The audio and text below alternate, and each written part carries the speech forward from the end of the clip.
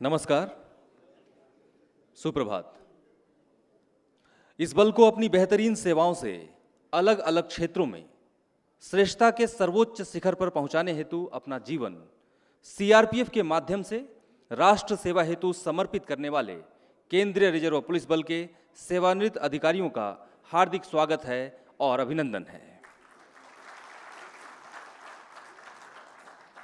आज का यह दिन पवित्र है जब हम अपने वरिष्ठ जनों को सम्मान देने का सौभाग्य प्राप्त करते हैं, जिन्होंने अपना संपूर्ण जीवन सीआरपीएफ को समर्पित कर सच्ची निष्ठा, ईमानदारी और कठिन परिश्रम के साथ सीआरपीएफ का नाम, निशान और पहचान जन जन तक पहुंचाने में अपना योगदान दिया है।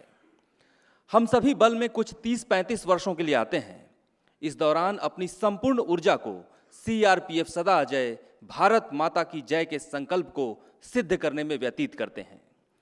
हमारे बीच वर्ष 1961 से लेकर अभी तक सेवानिवृत्त हुए अधिकारियों की शक्ति एक प्रकाश स्तंभ की तरह है, जो इस बल को अतीत से वर्तमान और वर्तमान से भविष्य की यात्रा पूर्ण करने में अपनी योग्यता, विस्तृत अनुभव और मार्गदर्शन प्रदान कर आगे आने वाले 25 वर्षों तक सीआरपीएफ की कार्य क्षमता के मूल्यांकन और निर्धारण करने में अपनी महत्वपूर्ण भूमिका निभा सकते हैं। वरिष्ठ जनों का सम्मान करना हमारी संस्कृति का एक अहम हिस्सा है और इस संबंध में प्राचीन जो लेख हैं वो इस प्रकार हैं। अभिवादन शीलस्य नित्यम वृद्धोपसेविनः चत्वारि तस्य वर्धन्ते आयु विद्या यशोवलम। अर्थात जो व्यक्ति अभिवादनशील और विनम्र है तथा अपने से बड़ों का सम्मान करता है, नित्य प्रतिदिन वरिष्ठ जनों की सेवा करता है, उसे इस सेवा के फलस्वरूप जो आशीर्वाद प्राप्त होता है उससे उसकी आयु, विद्या, कृति और बल में वृद्धि होती है। यह श्लोक हमारी संस्कृति की मूल अवधारणा का उद्घोष कर रही है, जिसमें वरिष्ठ जनों की सेवा को अत्यंत महत्वपूर्ण माना गया है और सीआरपीएफ भारत की सांस्कृतिक की परंपरा को अनवरत गति से जारी रखते हुए आज 25 मार्च 2022 को वेटरन्स डे का आयोजन कर रहा है।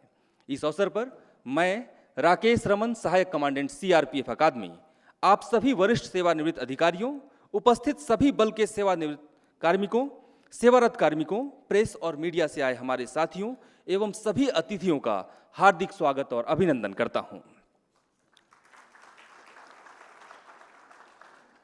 विकास एक अनवरत चलने वाली प्रक्रिया है। जब किसी भी संगठन के विकास में जब निर्णय एवं नीति के निर्धारण में अनुभवों को प्राथमिकता दी जाती है तो उन अनुभवों को सत्य की कसौटी पर वास्तविक जीवन में खरा उतरने में किसी भी प्रकार की परेशानी और असफल होने का भय नगण्य होता है। वेटरन्स डे की इस बेहतरीन परंपरा की शुरुआत गत वर्ष 2021 में की गई है। जैसा कि आप सभी जानते हैं कि हम बहुत मजबूत हैं, बहुत विद्वान हैं, बहुत अनुभवी हैं, किंतु जब ये तीनों योग्यता, अनुभव और ज्ञान आपस में जुड़ जाते हैं तो हमें मजबूती के साथ साहस, बहादुरी और सफलता की पराकाष्ठा तक पहुंचने में कोई विलंब नहीं होता। आज देश की प्रत्येक सरकार की सीआरपीएफ से उम्मीदें बढ़ी हैं। उनका जो विश्वास है सीआरपीएफ के ऊपर, वो आप सभी के कुशल नेतृत्व और बल के प्रति समर्पण का ही परिणाम है। आपने अनुभव किया होगा कि प्रत्येक अवसर पर सरकार के मंत्रीगण महत्वपूर्ण पदों पर सुसज्जित होने के बावजूद सीआरपीएफ की सराहना अपने हृदय की अनंत गहराइयों से करते हैं, चाहे वो अतीत में हो या वर्तमान में।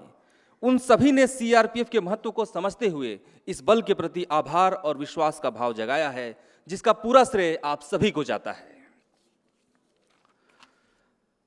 आज हम देश के अलग अलग भागों में विभिन्न प्रकार की चुनौतियों का सामना कर रहे हैं। जहां भी हम खड़े होते हैं, भारत सरकार के प्रतिनिधि के रूप में खड़े होते हैं। हमारे प्रत्येक कार्यों का मूल्यांकन आम जनमानस के द्वारा किया जाता है और आप सभी ने अपने सेवा के दौरान जो कार्य किया है उससे सीआरपीएफ का सम्मान और ज्यादा बढ़ा है।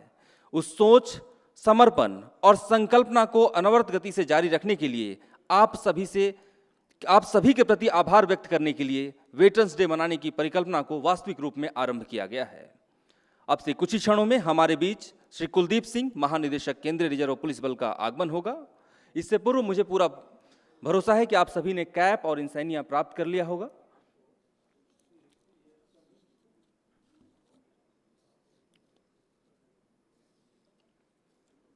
इससे पहले कि कार्यक्रम की शुरुआत हो, मैं आपको आज के कार्यक्रम की संक्षिप्त रूपरेखा बता देना चाहूँगा। सबसे पहले आगमन होगा श्री कुलदीप सिंह महानिदेशक सीआरपीएफ का। उनके साथ जो मुख्य अतिथि महोदय हैं, हमारे अन्य जो गणमान्य अतिथि महोदय हैं, वो सभी मंचासीन होंगे। उसके बाद सीआरपीएफ गीत के सम्मान में आप सभी से अनुरोध किया जाएगा कि आप सभी अपने स्थान पर खड़े हो जाएंगे। सीआरपीएफ गीत के उपरांत श्री अंशुमान यादव महानिरीक्षक प्रशासन आपके समक्ष स्वागत भाषण प्रस्तुत करेंगे। उसके बाद महानिदेशक महोदय का भाषण होगा। उसके उपरांत आज का जो विषय है CRPF at the rate of 2040 developing capacity building centres to handle future challenges effectively, इस विषय पर हमारे आज के कीनोट जो स्पीकर हैं Shri K Vijay Kumar, senior security adviser, ex DG CRPF, अपना मंतव्य रखेंगे। उसके उपरांत कीनोट स्पीकर को महानिदेशक महोदय की ओर से स्मृति चिन्ह भेंट किया जाएगा। उसके उपरांत इस विषय पर आप सभी के साथ Shri PS Rajaura PMG, ex DIG CRPF, आपके साथ संवाद कार्यक्रम की स्थापना करेंगे और लगभग 30 मिनट तक इस संवाद कार्यक्रम में आप सभी अपना अपना मंतव्य सीआरपीएफ के अगले 25 साल के दौरान जो भविष्य है उसके संबंध में अपने सुझाव, अपने विचार व्यक्त कर सकते हैं। इसके बाद आपके लिए धन्यवाद प्रस्ताव प्रस्तुत किया जाएगा आज के कार्यक्रम के लिए श्री बीएस नेगी, उप महानिरीक्षक प्रशासन की ओर से।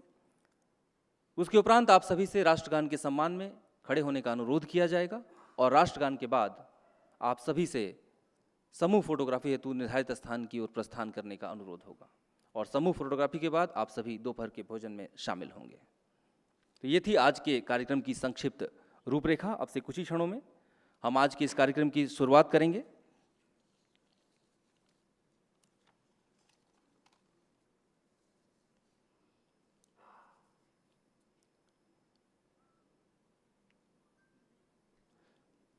हमारे बीच जो अधिकारी मंचासीन होने हैं उनके नाम इस प्रकार हैं: Shri Trinath Mishra, ex DG CRPF, Shri Vikram Srivastava, ex DG CRPF, Shri Dilip Trivedi, ex DG CRPF, Shri B K Karkara, ECO 1961 batch, Shri R B Pathak, ex CO 7th batch 1967, Shri DNS Bist, ex IG, Shri D C day, ex ADG 1971 batch और श्री विजय पाल। आप सभी से अनुरोध है कि आप सभी मंच पर अपना स्थान ग्रहण करेंगे।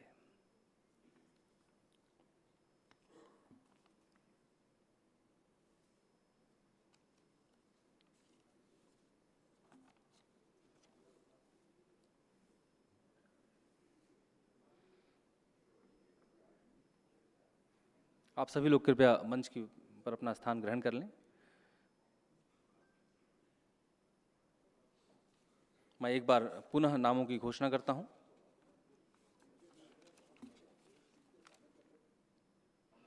Shri Trinath Mishra, ex DG CRPF, Shri Vikram Srivastava, ex DG CRPF, Shri Dilip Trivedi, ex DG CRPF, Shri B K Karkara, ECO 1961 batch, Shri R B Pathak, ex CO 7th batch 1967, Shri DNS Best, ex IG, Shri D C day, ex ADG 1971 batch और श्री विजय पाल।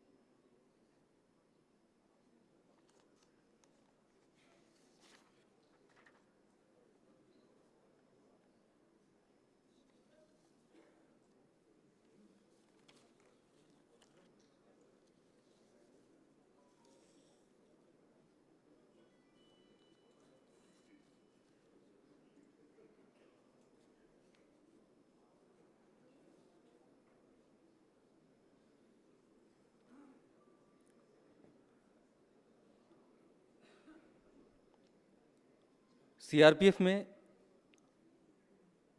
सीधे नियुक्त राजपत्रित अधिकारियों का जो प्रशिक्षण है उसकी संक्षिप्त इतिहास मैं आपसे साझा करना चाहूँगा। आप सभी जानते हैं कि पहले बैच से लेकर के छठे बैच तक डैगोज का जो प्रशिक्षण हुआ था 1961 से 1966 तक, वो सीपीटीसी माउंट आबू में हुआ था और सीटीसी 1 में हुआ था। और ये जो प्रशिक्षण था आईपीएस ऑफिसर्स के साथ, जो आईपीएस प्रोबेशनर्स हैं उनके साथ किया जाता था। फिर डैगोज के 7वें बैच से 14वें बैच का जो प्रशिक्षण है वो 1966 से लेकर के 1975 तक सीटीसी 1 नीमच में हुआ और 14वें बैच से 36वें बैच तक 1975 से 2005 तक जो प्रशिक्षण है वो आंतरिक सुरक्षा अकादमी माउंट आबू में संपादित कराया गया है। और 37 बैच 37वें बैच से लेकर अभी 53वां बैच डैगोज का चल रहा है और यह प्रशिक्षण अब सीआरपीएफ अकादमी गुड़गांव में आयोजित हो रहा है। तो हमारे पास 1961वें बैच से लेकर के और 17वें बैच तक के 18वें बैच तक के अधिकारी हैं जो आज यहाँ उपस्थित हैं, जिन्होंने अलग अलग क्षेत्रों में सीआरपीएफ में तैनाती के दौरान इस बल को अपना नेतृत्व प्रदान किया है, अपने जवानों को अपने साहस और हिम्मत से उनकी हौसला अफजाई की है। उत्तर पूर्व में, जम्मू कश्मीर में और माओवाद प्रभावित क्षेत्रों में आप सभी ने बल का नेतृत्व एवं मार्गदर्शन प्रदान किया है और आप सबकी बदौलत यह बल आज भारत सरकार के सबसे महत्वपूर्ण सुरक्षा बलों में शामिल है। इस बल की विविधताओं ने ही इसे फोर्स ऑफ द फ्यूचर की संज्ञा दी है और भविष्य में सीआरपीएफ से सरकार को बहुत सारी उम्मीदें हैं और यह बल भी अपने आप को विकास और विस्तार की बेहतरीन गति देने हेतु आज इसी विषय पर कि भविष्य में आने वाली चुनौतियों को किस प्रकार से निपटा जाए और किस प्रकार से इस बल को आधुनिकता और परंपराओं के साथ साथ तालमेल बनाकर देश की आंतरिक सुरक्षा को मजबूत करने में इस्तेमाल किया जाए।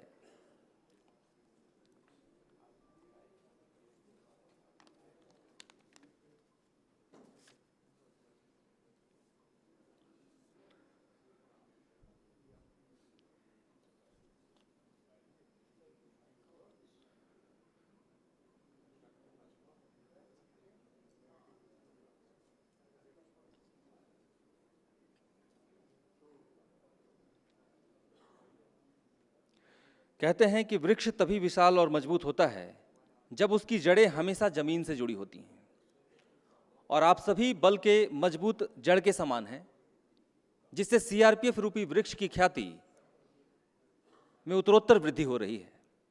उपस्थित सेवानिवृत्त अधिकारीगण, आपने अलग अलग समय में अलग अलग क्षेत्रों में इस बल को अपना सर्वश्रेष्ठ नेतृत्व प्रदान किया है, इस बल को अपना मार्गदर्शन दिया है, इस बल को आप सभी ने अपनी युवा ऊर्जा शक्ति दी है और देश की आंतरिक सुरक्षा को मजबूत करने में नक्सलवाद, उग्रवाद और आतंकवाद की विचारधारा से प्रभावित होकर भटक रहे अनेकों युवाओं को आपने मुख्य धारा में शामिल करने में अपना महत्वपूर्ण योगदान दिया है। इस सीआरपीएफ रूपी वृक्ष पर लाखों लोग अपना आश्रय ही नहीं पाते, बल्कि देश के नागरिकों का भी इससे बहुत सुरक्षा और सुरक्षित होने का भाव भी उनमें जगता है। आपने देश विरोधी तत्वों का समूल नाश करने के लिए अपने जवानों को कुशल नेतृत्व भी प्रदान किया है। आप सभी इस बल के लिए सदा महत्वपूर्ण थे और सदैव महत्वपूर्ण रहेंगे। इस बल को विकास के पथ पर आगे बढ़ते देख आपके हृदय में जो भाव उमड़ता है, उसकी अनुभूति मात्र ही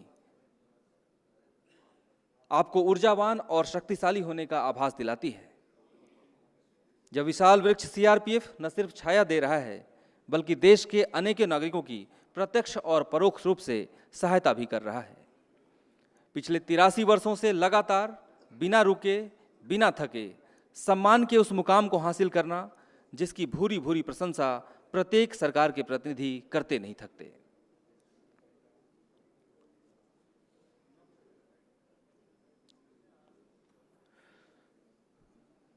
महोदय, आज सीआरपीएफ ने जो मुकाम और सम्मान हासिल किया है, इसका श्रेय किसी एक व्यक्ति को नहीं जाता है, बल्कि आप सभी सेवानिवृत्त अधिकारियों को जाता है, जिन्होंने अपने अपने समय में इस बल में बेहतरीन कार्य किया है और बल की परंपराओं का पूर्ण रूप से निर्वहन करते हुए अनुशासन और समर्पण के साथ अपनी सेवा काल को पूर्ण किया है।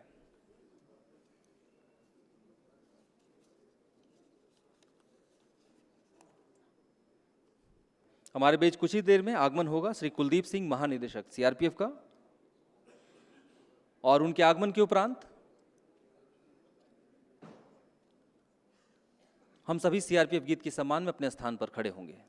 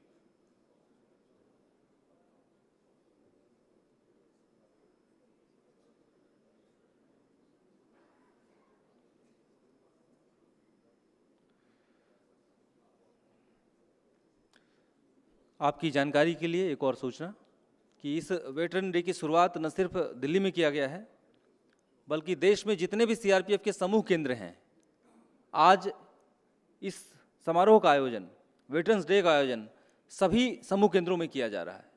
और उनके नज़दीक जिस ग्रुप केंद्र के आसपास जो लोग रहते हैं, जो हमारे सेवानिवृत्त अधिकारीगण रहते हैं, जो बल सदस्य रहते हैं, उन सभी को बुलाकर आज उनका सम्मान किया जाएगा और एक साथ उनको उनके अनुभवों से इस बल को जो सीखने की प्रेरणा मिलती है, उन सभी को हासिल किया जाएगा। हमारे बीच कुछ ही देर में श्री कुलदीप सिंह महानिदेशक सीआरपीएफ का आगमन होगा और इस कार्यक्रम की हम विधिवत शुरुआत करेंगे।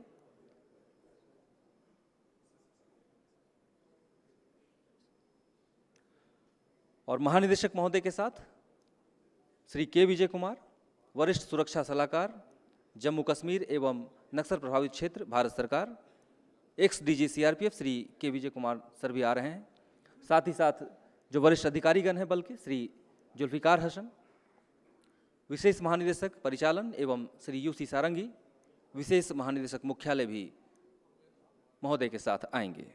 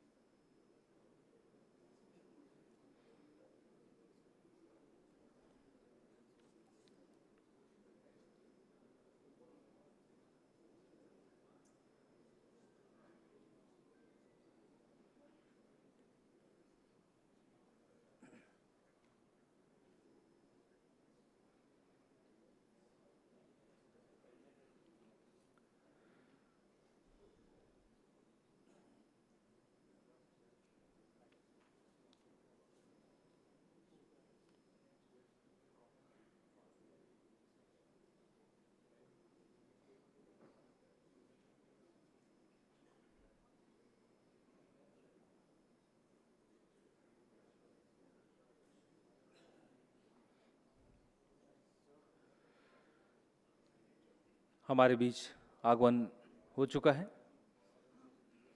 श्री के विजय कुमार, वरिष्ठ सुरक्षा सलाहकार जम्मू कश्मीर एवं नक्सल प्रभावित क्षेत्र, x DG CRPF, Shri Kuldeep Singh, महानिदेशक सीआरपीएफ,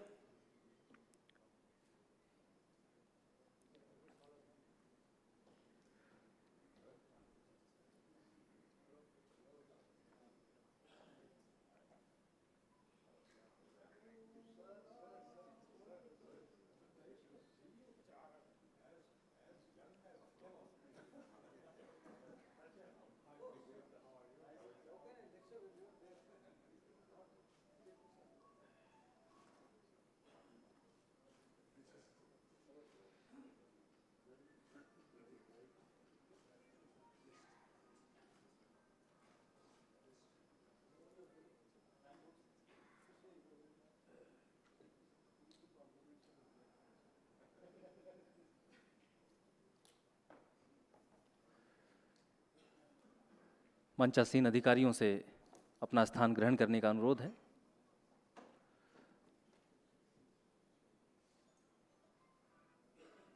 हमारे बीच उपस्थित श्री के विजय कुमार, वरिष्ठ सुरक्षा सलाहकार जम्मू कश्मीर एवं नक्सल प्रभावित क्षेत्र, एक्स डीजी सीआरपीएफ, मंचासीन गणमान्य अधिकारीगण, उपस्थित सेवानिवृत्त अधिकारीगण एवं सेवारत अधिकारीगण, मैं आज वेटरन्स डे के अवसर पर आप सभी का हार्दिक स्वागत और अभिनंदन करता हूं। साथ ही साथ आप सभी से अनुरोध करता हूं कि कृपया सीआरपीएफ गीत के सम्मान में अपने स्थान पर खड़े हो जाएं।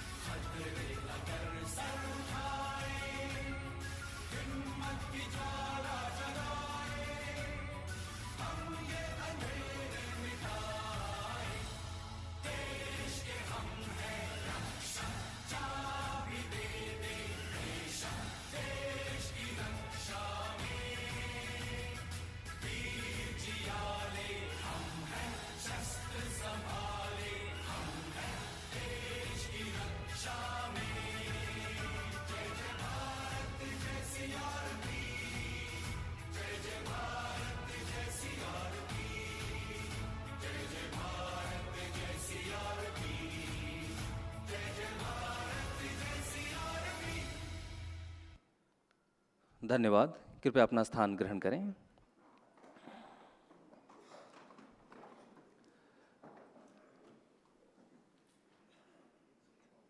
मैं राकेश रमन, सहायक कमांडेंट, यहाँ उपस्थित मंचासीन वरिष्ठ अधिकारियों, सेवानिवृत्त अधिकारियों, सेवारत कार्मिकों एवं उपस्थित सभी अतिथियों का आज के वेटरन्स डे कार्यक्रम में हार्दिक स्वागत और अभिनंदन करता हूँ। कहते हैं वृक्ष तभी विशाल और मजबूत होता है जब उसकी जड़ें हमेशा जमीन से जुड़ी होती हैं, और आप सभी बल के मजबूत जड़ के समान हैं, जिससे सीआरपीएफ रूपी वृक्ष की ख्याति में उत्तरोत्तर वृद्धि हो रही है। उपस्थित सेवानिवृत्त अधिकारीगण, आपने अलग अलग समय में अलग अलग क्षेत्रों में इस बल को अपना सर्वश्रेष्ठ नेतृत्व प्रदान किया गया है। इस बल को आपने अपना मार्गदर्शन दिया है। आपने नक्सलवाद, उग्रवाद और आतंकवाद वाले क्षेत्रों में अपनी तैनाती से देश की आंतरिक सुरक्षा को मजबूत बनाने में अपना महत्वपूर्ण योगदान दिया है। आज के इस कार्यक्रम में आप सभी का एक बार पुनः हार्दिक स्वागत है और अभिनंदन है। अब कार्यक्रम को आगे बढ़ाते हुए मैं श्री अंशुमान यादव, महानिरीक्षक प्रशासन से अनुरोध करता हूं कि वो कृपया स्वागत भाषण प्रस्तुत करें।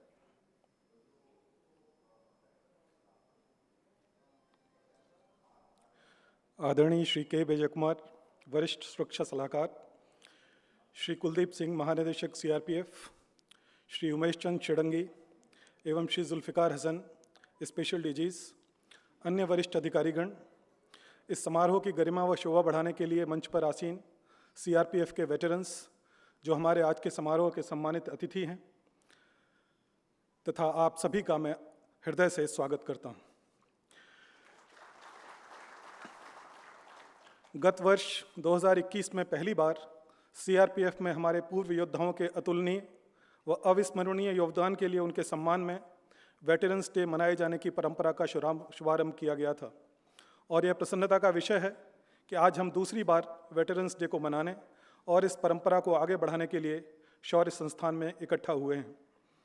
इस दिवस पर हमारे पूर्व योद्धाओं की राष्ट्र के प्रति निस्वार्थ सेवा के सम्मान में और उनके परिजनों के प्रति अपनी एकजुटता व सहयोग प्रदर्शित करने के लिए आज इस समारोह का आयोजन किया गया है। आज वेटरन्स डे के अवसर पर सीआरपीएफ के समक्ष आने वाली भविष्य की चुनौतियों का प्रभावी रूप से सामना करने के लिए क्षमता निर्माण केंद्र विकसित करने हेतु विजन सीआरपीएफ एट 2040 विषय पर एक संगोष्ठी भी रखी गई है, जिसमें हमें श्री के विजय कुमार, वरिष्ठ सुरक्षा सलाहकार, मुख्य वक्ता के बहुमूल्य विचारों को जानने का अवसर प्राप्त होगा।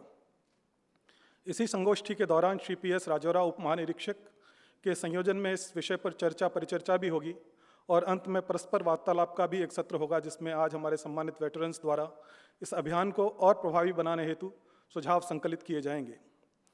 अंत में मैं इस समारोह के अवसर पर पधारने के लिए पुनः आदरणीय श्री के विजय कुमार, वरिष्ठ सुरक्षा सलाहकार, मुख्य वक्ता सहित श्री कुलदीप सिंह, महानिदेशक सीआरपीएफ, विशिष्ट व सम्मानित अतिथियों और हमारे वेटरन्स का हार्दिक अभिनंदन एवं स्वागत करता हूँ। धन्यवाद। जय हिंद।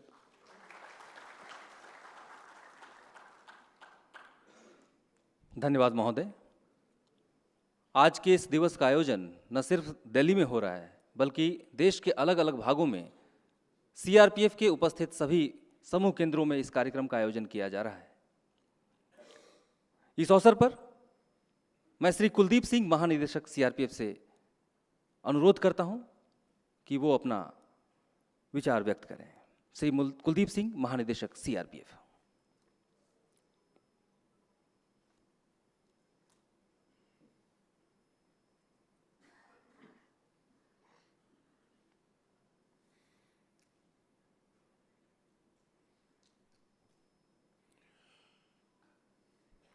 श्री के विजय कुमार, वरिष्ठ सुरक्षा सलाहकार,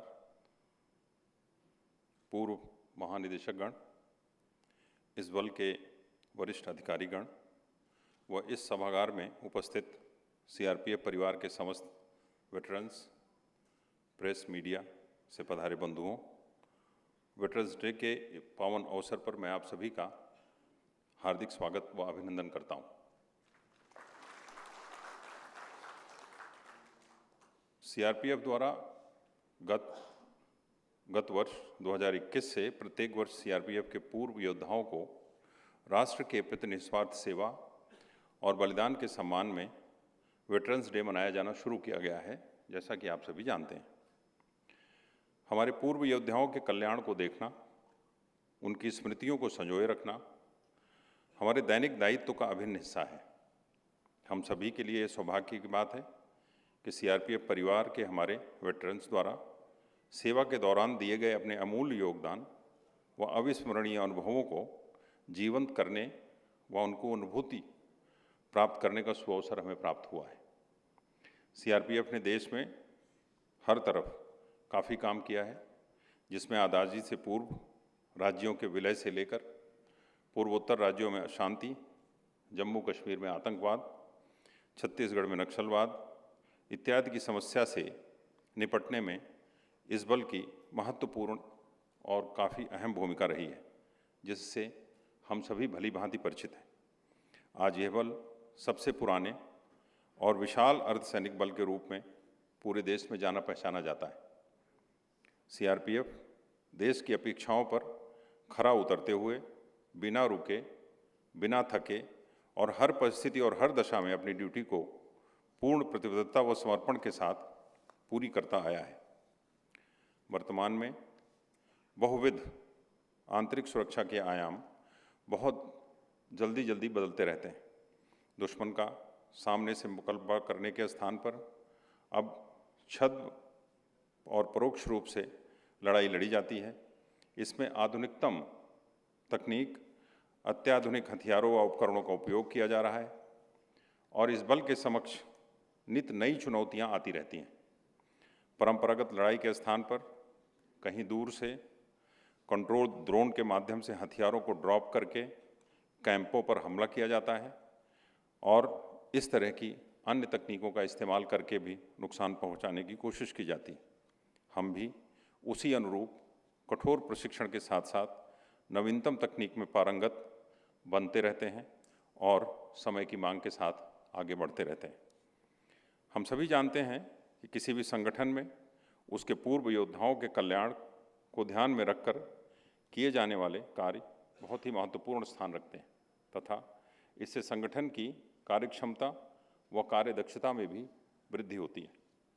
यह बताते हुए मुझे गर्व की अनुभूति हो रही है कि सीआरपीएफ अपने वेटरन्स के कल्याण के लिए कई योजनाओं पर कार्य कर रही है। आपके द्वारा दिए गए सुझाव कि कमांडर स्तर के अधिकारी को सीईओ वेटरन्स नामित किया जाए, जो वेटरन्स की समस्याओं का संपर्क करने पर निराकरण करने में मदद कर सके, इस पर कार्रवाई करते हुए वेलफेयर ब्रांच के अंतर्गत कमांडेंट वेलफेयर को अब कमांडेंट वेलफेयर वेटरन्स नाम दिया गया है, जो कि इस प्रकार की सभी समस्याओं के निवारण में सहयोग करेंगे।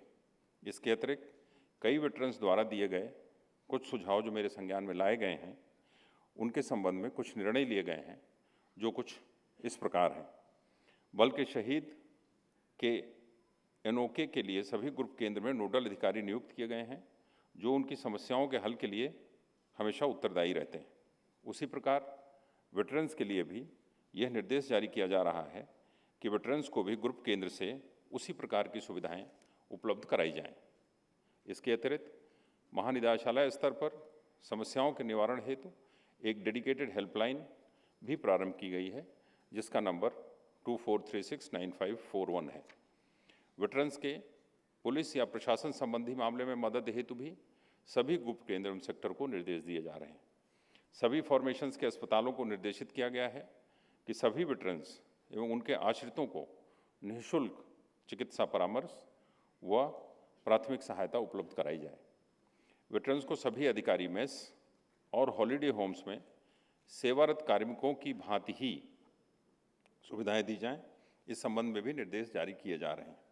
भविष्य में एमिनिटी व्हीकल की सुविधा एवं पेमेंट पर सरकारी वाहन की सुविधा वेटरन्स को उपलब्धता के अनुसार प्रदान किए जाने का भी निर्णय ले लिया गया है। इन सभी के अतिरिक्त वेटरन्स को और कुछ सुविधाएं जो पहले से ही प्रदान किए जा रही हैं, उनका विवरण कुछ इस प्रकार है।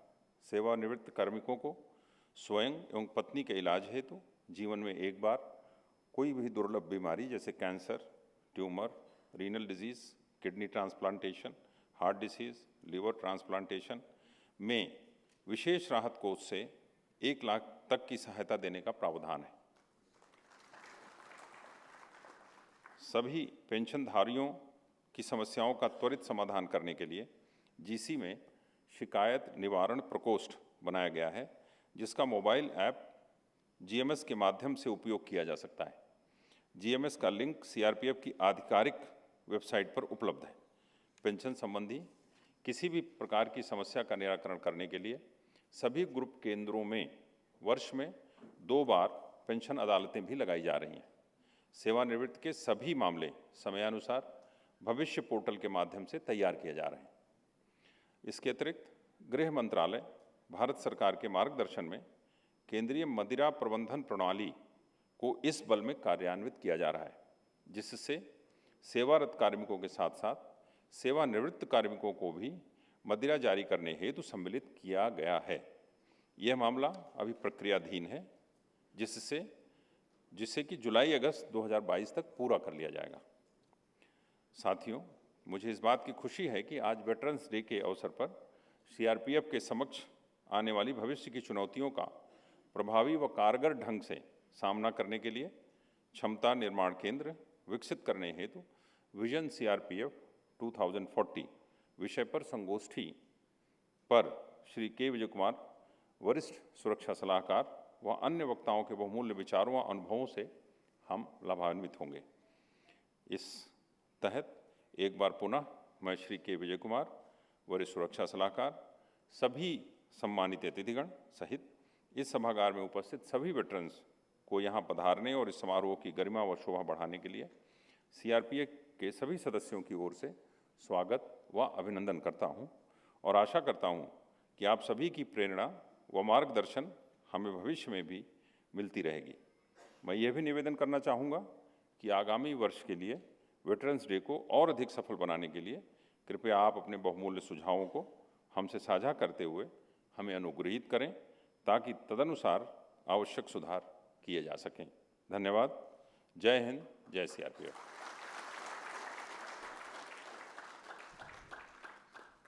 धन्यवाद महोदय।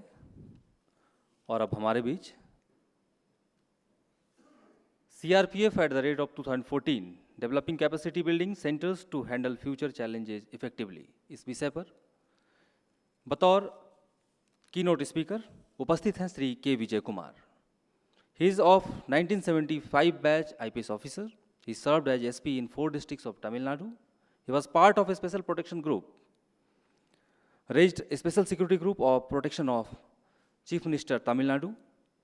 His other postings include IGBSF Kashmir from 1998 to 2001, in the hot days of Kargil and Fedain attacks, Commissioner of Police Chennai, Additional DGP Law and Order Tamil Nadu, Director National Police Academy Hyderabad, and Director General of CRPF. He also headed the Special Task Force to nab Birappan. He was advisor to Governor of Jharkhand and Jammu and Kashmir. He is now holding the post of Senior Security Advisor in MHA on left-wing extremism and J&K affairs. Besides a master degree in business administration, he has 3 master degrees in law. He is fond of reading books on management, law, strategy, history, especially military war and strategy and fiction. He authored the bestseller book Virappan, Chasing and Brigade, on the life, rise and fall, chase and killing of Virappan. His decorations include Counterinsurgency Medal and J&K Medal, Police Medal for Meritorious Service in 1993, President's Police Medal for Distinguished Service in 1999, and President's Police Medal for Gallantry on the eve of Independence Day 2005 for Virappan operations. अब मैं Shri K Vijay Kumar, वरिष्ठ सुरक्षा सलाहकार, भारत सरकार से अनुरोध करता हूं कि इस विषय पर अपना विचार व्यक्त करें।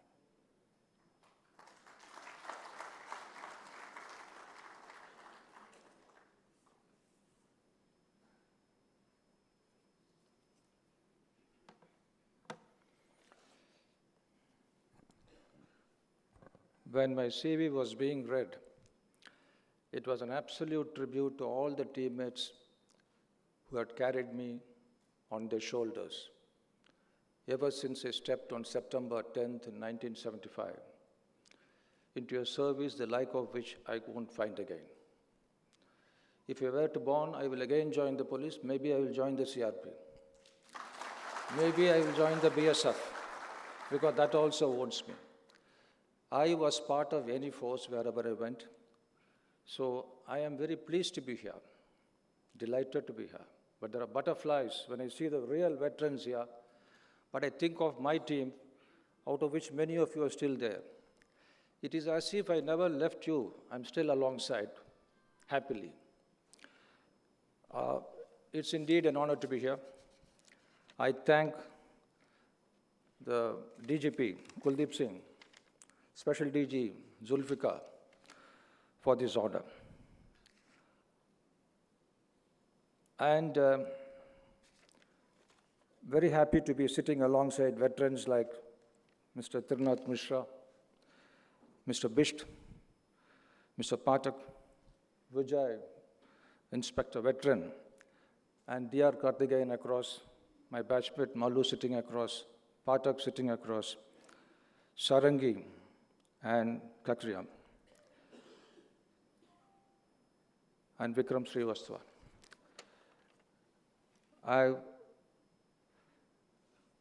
It's often happens that you take productivity for activity and age for wisdom.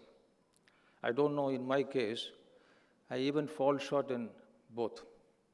However, to mix with commanders of a very senior, proud force, whose men routinely propel toward danger and dutifully stand between the trouble and its target, it gives me immense pleasure.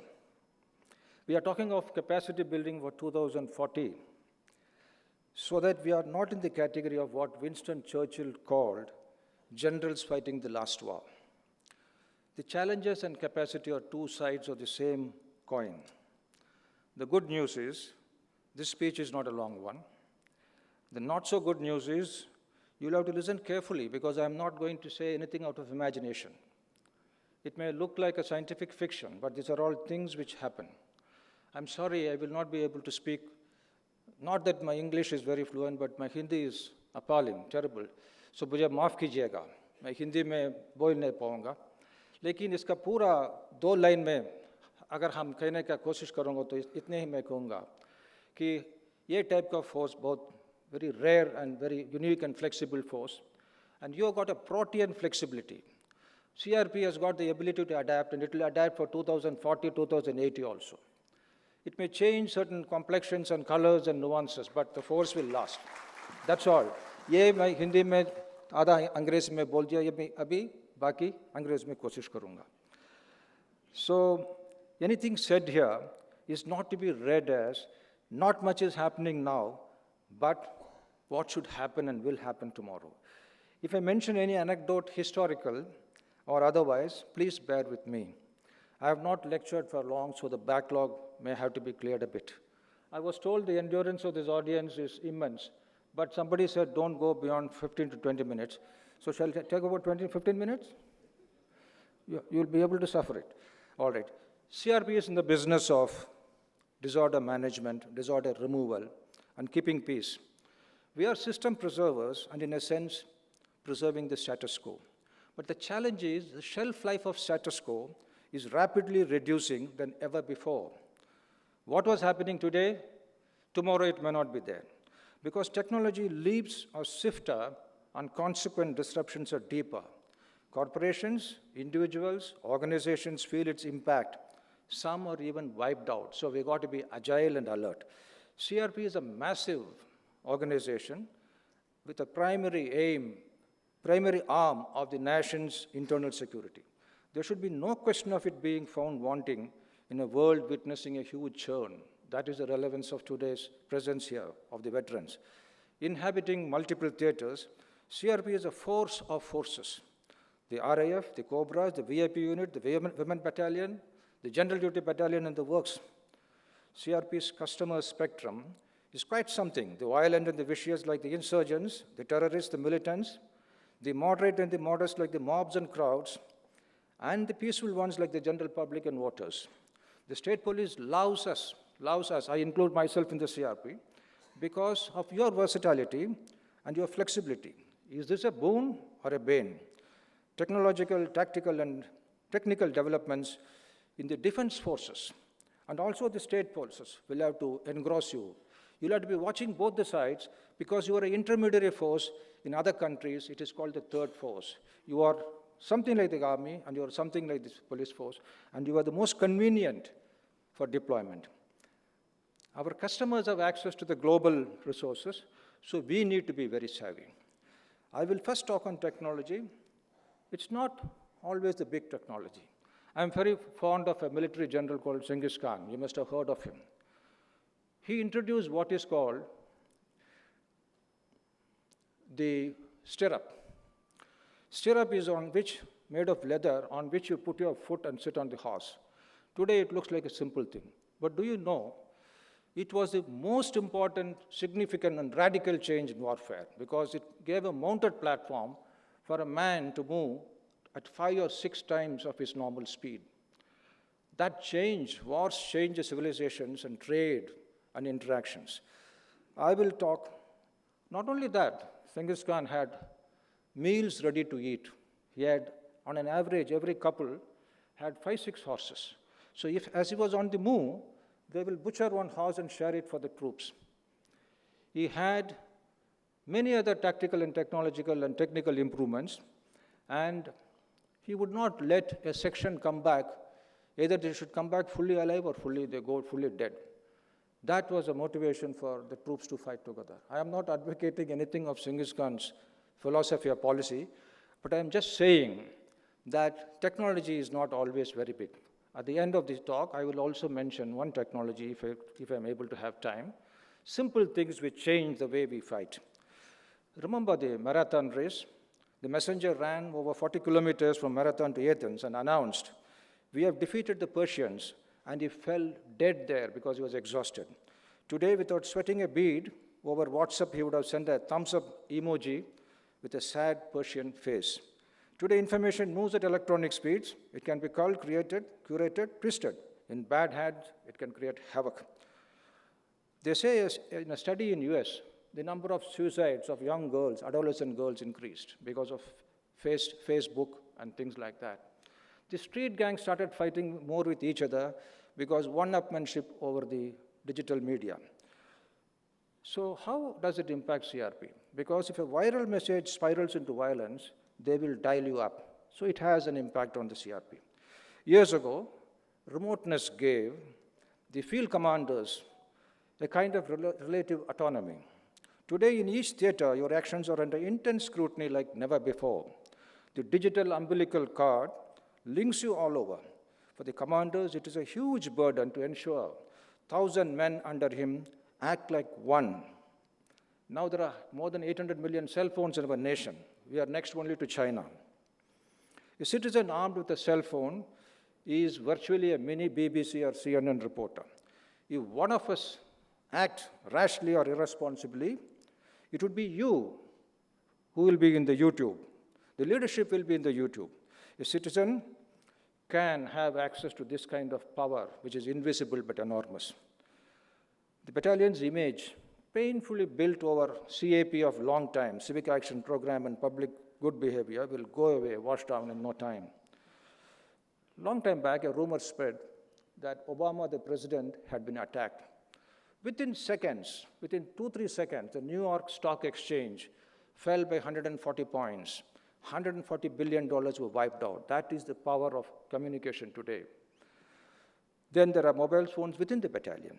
1,000 men who daily face stressful situations of strife, disorders, stones, bullets, and on top of all these are linked to their homes from where the domestic news keeps swamping them. In a lighter vein, one young company commander said, anonymous petitions have stopped because of WhatsApp. In the YouTube it comes, and CO, it is like running an engine with 100 moving parts. So the responsibility in a world of faster communication becomes more burdensome. The positive side is the commander can reach out to the last man. As it is, the DG is able to reach out to more than 3.25 lakh troops. And therefore, the redressal of grievances, he's already rapid. It will have to be stepped up even more before things spin out of shape and it becomes viral. We need not be panicky and paranoid about this viral message. At the same time, we cannot wish them away. it takes a velocity of its own, so we should check it in time. So countermeasures are required, positive countermeasures, not shutting it down, but positive actions. In response to public demand, you know that in many states in USA, what is called the body cameras have been fitted, and many police forces refuse to have it because opacity or non-transparency is sometimes welcome. Too much of transparency will have put you in too much of limelight and problem. Such gadgets will make the upkeep of individual Jawans very costly in the days to come. When you talk about 2040, the average CRP Jawan will be very unlike what he is today. The kind of gadgets he'll be carrying will be intelligent, smart, and light, but very, very expensive. So per capita maintenance of a constable is going to be high. Once the power was centralized, it was physical, it was potentially violent. You take the samurais, you heard of the samurais in Japan. Those soldiers used to cut the enemy, spit on the sword, wipe the sword of the blood of the enemy, and ceremoniously put it back. Suddenly the Meiji rulers one day said, no more swords. The swords were withdrawn, and all these guys scrambled, and all the samurais they got into the political and other ladders. Samurais disappeared. In Assyria, thousands of years ago, the king said, they were the first to introduce the iron swords. He said, nobody else but the government will use the iron. So those days, you could centralize, monopolize, and keep everything physical. It is impossible to store power like that today. The nature of power is evanescent. It transmits faster. It gets decentralized. It's like an ether. It is virtually difficult to hold it. The thing today is that the giants and the pygmies can simultaneously wield different kinds of power. The assets of giants like Google, Microsoft, Amazon, Facebook are ahead of the GDP of more than 120, 30 countries. So in finance and influence, their clout is enormous, unprecedented. Donald Trump was removed from Twitter. Can you imagine? Within few months of demitting the office, he was simply removed from the Twitter by an ordinary digital company. That is the clout. That is the power of influence. That is the power of communication. But technology has not ignored the smaller people. The seemingly weak can also have access to technology. Once when an aircraft went missing, the USA, the UK, France and also China could not detect where it is. Somebody in Nigeria, which is not in the forefront, was able to detect it. So an ordinary man, ordinary country, ordinary individual can also be powerful. That is the blessing of today. North Korea, for instance, not a big country, but they've got a lot of ammunition. They've got nuclear power, disproportionate. They hacked 1.4 computers in South Korea. How is it relevant, what is happening in North Korea in CRP? Because the world is united, it's become a global village. Anybody can sit anywhere and then twist you. Once upon a time, these were seen as magical technology. Today, the technology is no more magical, it is available at fingertips. Internet is a new battlefield. It's with a new fog, friction, and uncertainty. Militants have been recruited, groomed, radicalized, and sent into action. The normal and the dark web recipes for bomb making and to diabolic sabotage are available there. Idiot-friendly tools have facilitated democratization of violence. Many of you who have worked in the IED-prone areas, you would have seen with your own eyes how a small, timid little fellow can tuck half kg of IED under the mud track and tilt the balance and halt the march of one full company of brave men armed to the teeth.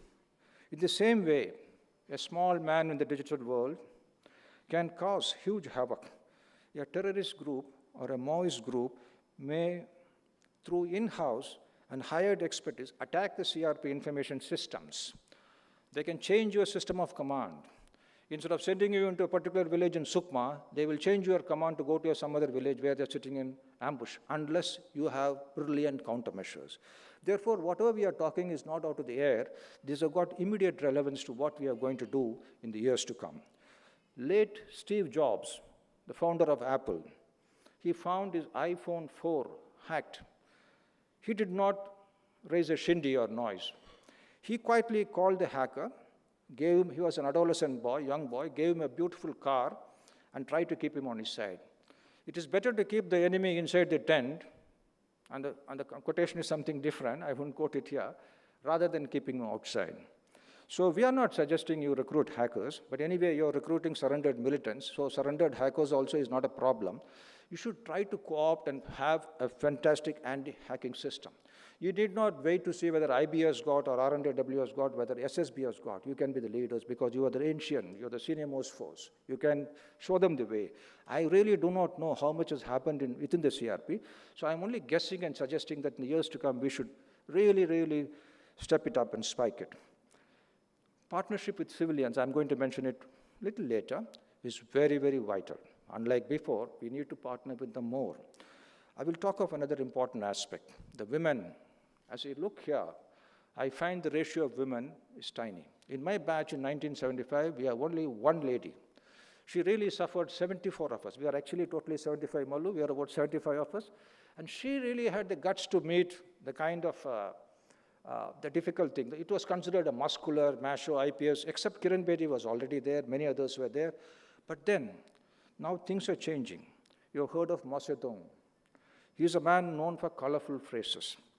Great leap, spring thunder, political power comes from the barrel of a gun. His followers may be our nemesis in LW pockets, but he has rightly said, women hold up half the sky. Women hold up half the sky. 25 years ago, I read a book by Bracey's serial on women in war. It says, if all the armies are led by women, the way the war is fought will completely change. I don't have a complete analytical ability to say whether it is correct or not, but this is the way they were talking about 25 years ago. The muscle will cease to have its USP, unique selling proposition. The machine is taking over the muscle. So the diminution of the value of the muscle will completely alter the way the women are going to be inducted into various slots and echelons. Robert Gates was US Defense Secretary.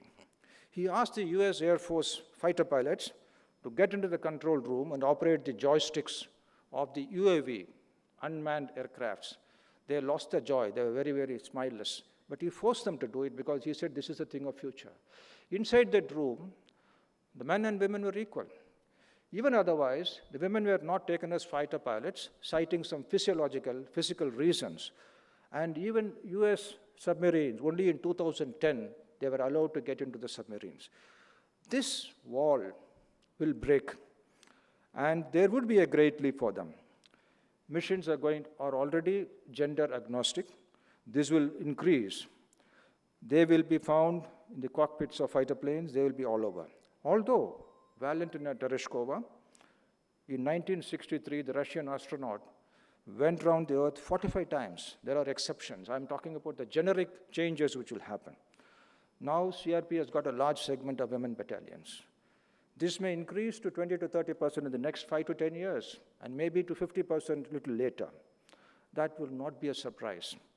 Modernization and role of private entrepreneurs, I'm going to say for a few minutes. Again, I will mention Robert Gates because I like this guy very much. I've read all his books. The best book is on duty. I think it's called Duty. And he says, he was sitting in an aircraft with the dead body of a sergeant killed in Afghanistan in IED blast. He was feeling very sad. It was not the first time he had seen a dead body. But those few moments of intimate rumination, thinking, he thought, 2/3 of the people in Afghanistan are hit by IEDs and dying. But what is the hospital facility there? Only 10% of our ability to look after the IED trauma. What is this mismatch? Are we very dull and stupid? Are doctors inefficient? So he gave them some long rope and time. They did not measure up. He sacked the general who was in charge of the hospital. He changed the way the medical treatment was made. He asked for a huge money. I think about some 400 million or 400 billion or 4,000 billion, what about? He saved, I believe, 2,000 lives, but he didn't care. The per capita cost of saving one life was millions of dollars, but he didn't care. He said it must be done. What did he do? He ordered for the purchase of mine-resistant, armor-proof vehicles in Afghanistan. And he ordered for the small UAVs to act as patrol party scouts for those vehicles. Initially, Pentagon could not do anything. He called the entire private enterprise and almost not abused them. He told them, I won't take no for an answer. you please get it done. I don't want to, we cannot be defeated. We have to get it done. They got it done. CRP also should have, it already has a good R&D wing. It should have the types of Robert Gates. Clones of Robert Gates should be there in that unit. That's a very important unit because it has to see what is happening in the field and come out with changes, innovations on watching the horizon, both inside and outside.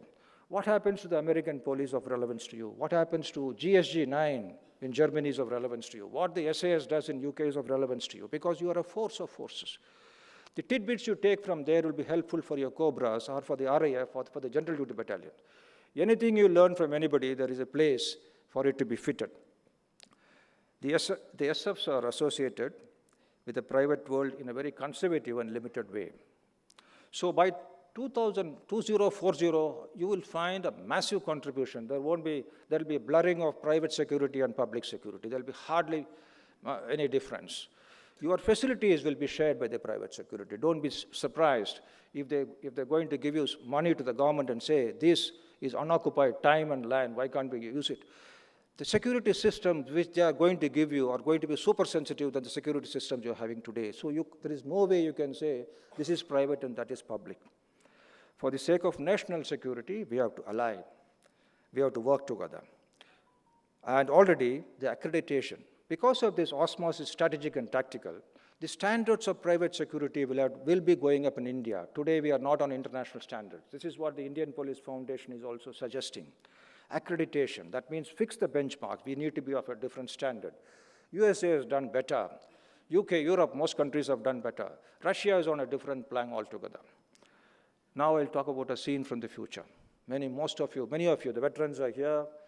They will also like to see what will happen, but many of your current serving people, and most of you I'm able to recognize and remember, and whenever I see somebody, I remember some nice anecdote or the other, good association. That keeps me going in such audience. Otherwise, the butterflies on seeing all these big people, my speech would have evaporated long ago. The scene from the future is like this.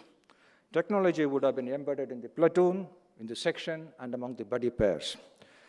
When GPS tracker was first brought from UK, we paid 1 lakh for one GPS tracker. Pankaj Singh, the DG BSF, was his predecessor to Mr. Zulfikar in Raipur.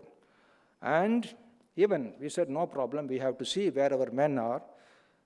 We saw on the map the dots that stood for 2,000 of our men who moved for 2 weeks in Abuj Mud, CO Mr. Gill 206 and Chetan and all sorts of people there. It was an exciting thing for us. Today it becomes commonplace. That is what will happen to technology. Obsolescence. What was bright to yesterday will become dim and dull and get removed tomorrow. I had read somewhere the horse-altered war trade, as I told you. Someone speculated that for the sea and the ocean, the dolphins are going to be a future partner. This I read 25 years ago. It doesn't seem to have happened. But the flying machines called the UAV, both the millibots, so small like an insect bee, to the very huge ones, as long as this hall, are available. Some of the drones can be this big. They can fly at 60,000 feet, not exactly this long, maybe about this much from their door, and fly for more than a day, 60,000 feet, and see a small, this kind of stuff on somebody's head. You can see, read your emblem, what is written there. CRP, it can be read. Osama was finally caught. One of the things was, he was always wearing a hat and was walking and perambulating in his garden in Abbottabad. One of the analysis was from the drone, taken from 50,000 feet, from the cap, how the hood was, what the shade was, the angle was, tallying the height, and said he is actually 6 feet, 2 inches, dash, dash, dash. And the way his body is tilting, only from the shadow, from the analysis. One lady was doing it for more than 12 years. She refused to come when the body was finally found, but the top leadership told her to go because she produced the most important forensic evidence, that is technology, in hot pursuit of a most important man, in which the president and the number 2 stood there and watched the whole operation without messing up with the operation, giving them total autonomy. That is technology. You are able to see what is happening, but you are not interfering. The field commander is doing it. So this UAV can be our allies.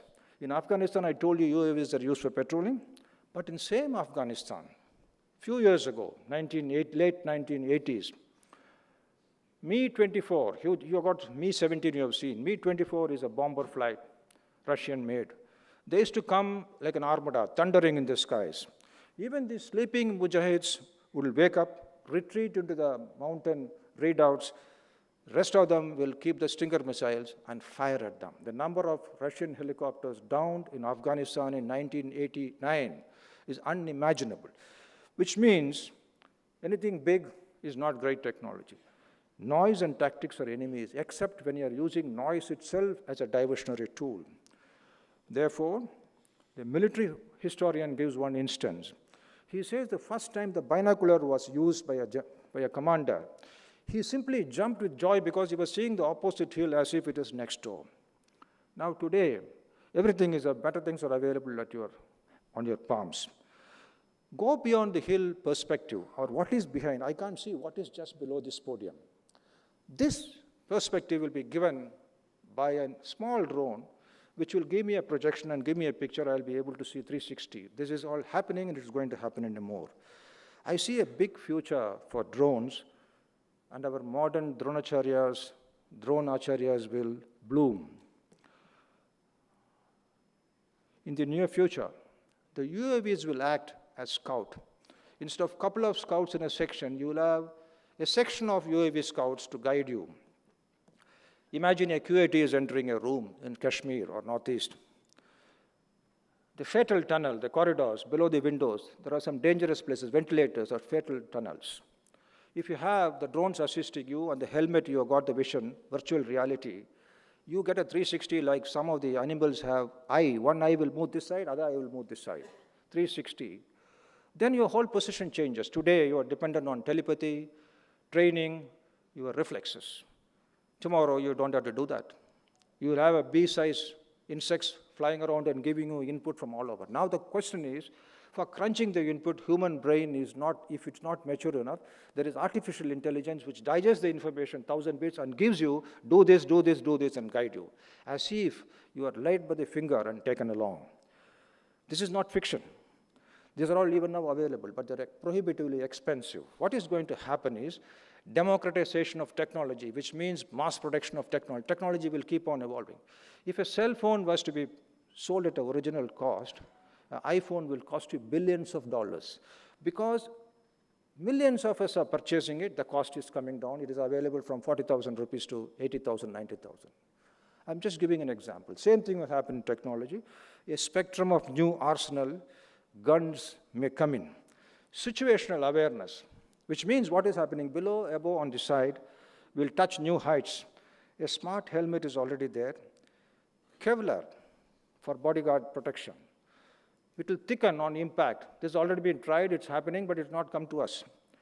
Which means the cushion will stop more powerful bullets. But that guy will find much more powerful bullet. This arms race will go on, but every time you have to counter its effect. For the wounded, you already have the quick lot, am I right? You have the quick lot. Now, if I am injured, and if Dilip is injured, if I make more noise, actually Dilip is more seriously injured, he is getting into a sedate or coma state, I am not into that, I will be making a big noise. This is what medically true. I am less injured, but I make more noise. So the paramedic comes to me rather than going to him. This is dangerous. So tomorrow, the artificial intelligence will find out from a government that I am secreting more albumin. That means my stress levels are less, his stress level, he's doing more, though he is quiet, so he should be attended to. This is what is a thing of the future. To you, it looks like, ye hoga kya? Definitely it will happen. It has to happen. If you are sent to the theater where bullets are flying, where injury is bound to be there, if you're going to be working there, trauma is there, part of your job description, this will definitely have to happen.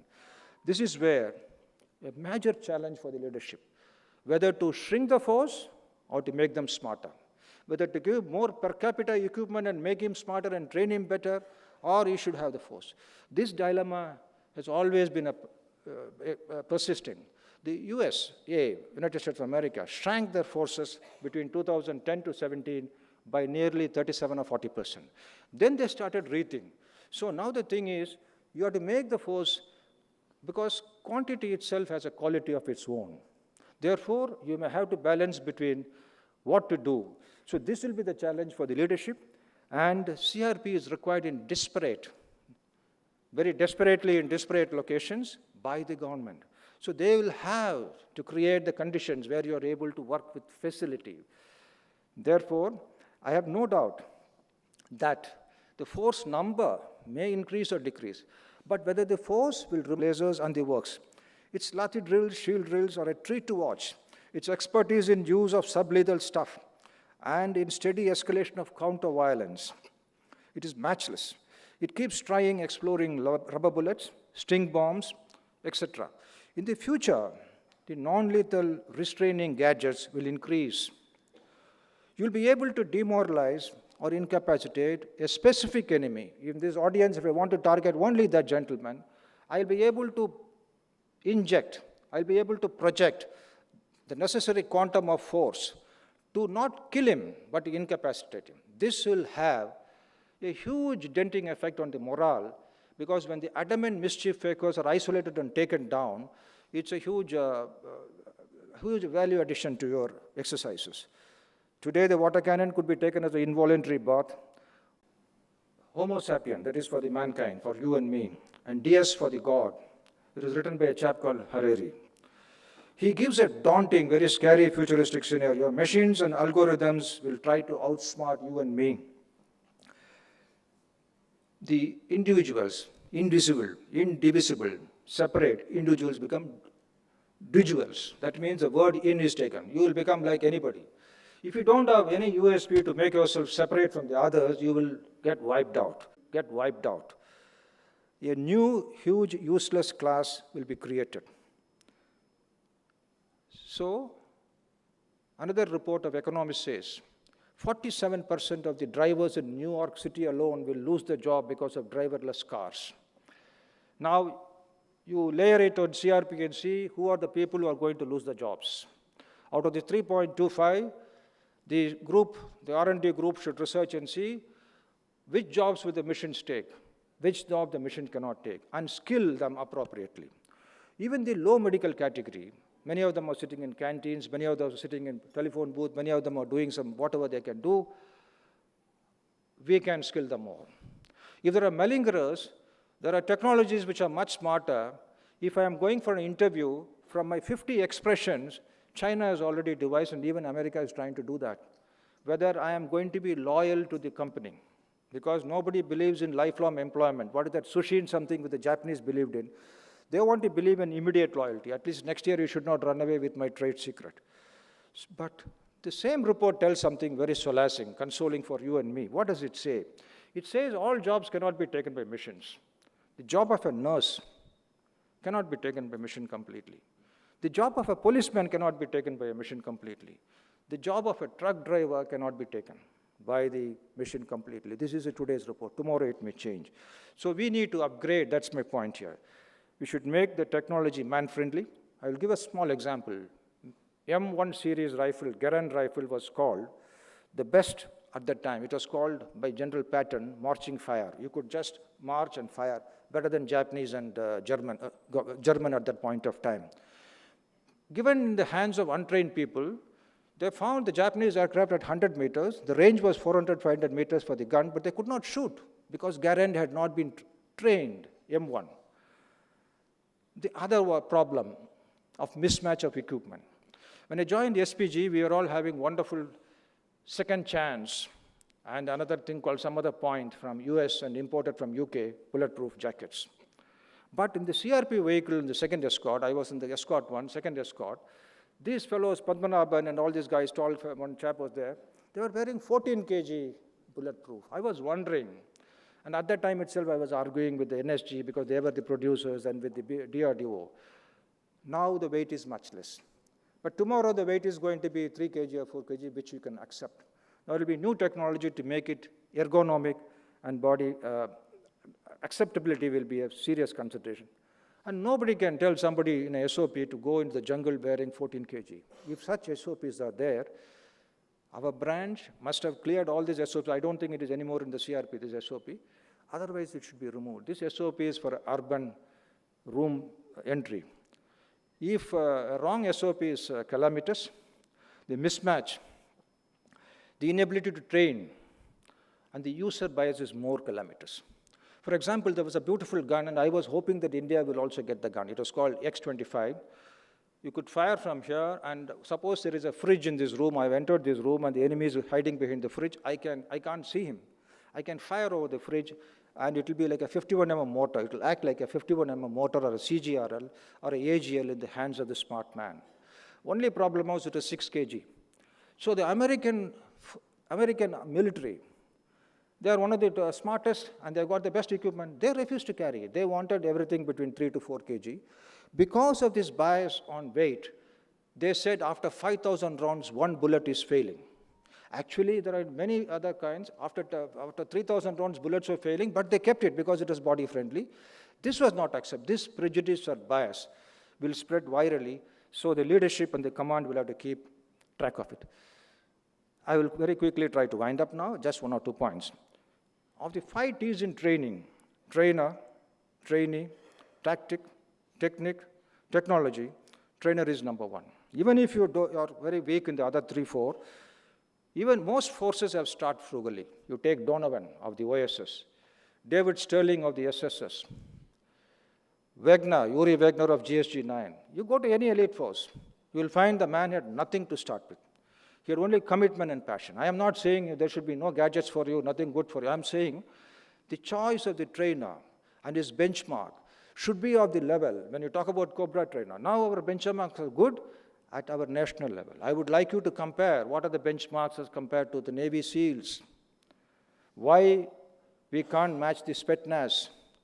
Why SAS? Why not the North Korean Special Force? They are also very good. Chinese, some of the Special Forces are good. We should be not envious and jealous and petty, but we should be competitive and steal, mimic, ape, borrow wherever the good practices are there. If you're thinking of a jungle patrol should stay for 5 days in a dangerous area, you cannot achieve it unless your trainers have prepared them in the training ground for 3 times that, 15 days or 10 days of non-stop, because the stress level in the training is much less. So the trainer's benchmark, he himself should have a very high benchmark. I'm sure your Dharampur, other institutions have got very high benchmarks, but I'm saying, are they able to match the international benchmark? Like Mike Calvert in Malaya in 1950s, he marched his men for 21 days and he was alongside his men. If you have such commanders in training, your training, ADG himself is a fantastically fit chap. If he's also very easy here, or if he's a jungle fighter himself, if he's a commander himself, if he's got the special skills, apart from his physical acumen, these things will go a long way. Now, during the corona, there was more of e-learning, e-yoga, e-schools, e-gyms, e-kisan, e-meetings, Zoom, etc.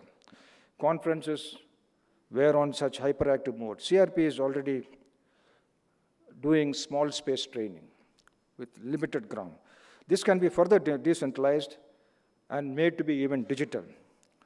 Customized training according to the body mass index can easily happen because there is so much of bio-connected, biophysics, biometric technology.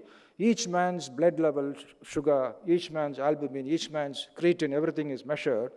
Therefore, it can be customized for each constable of the 3.25 lakh force, and it is easy to link the mess havildar with the PT Ustad. In lighter vein, I will tell you, if a man gets obese or unfit, he will get a personalized, lean, mean diet.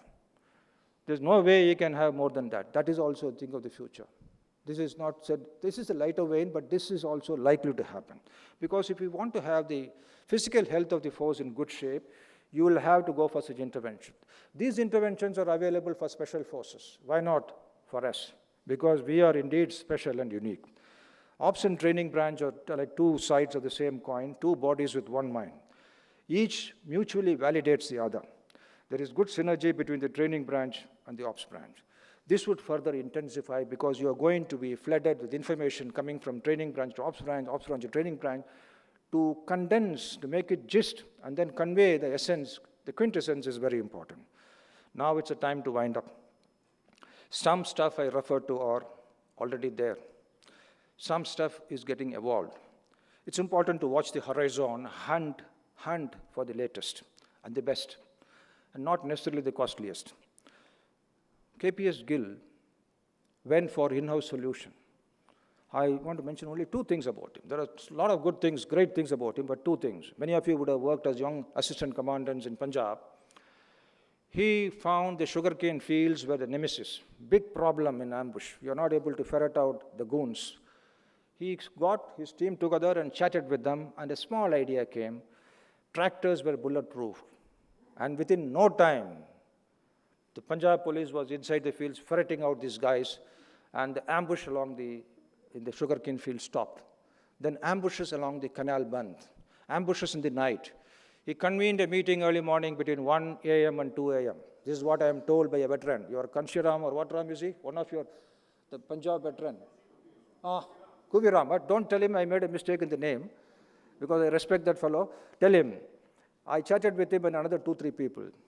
So what happened this meeting, I think either he or some other veteran told me that 2 a.m. or something, Mr. KPS Gill calls for the meeting, and after 5 minutes of not even talking, he's not a man of great conversation.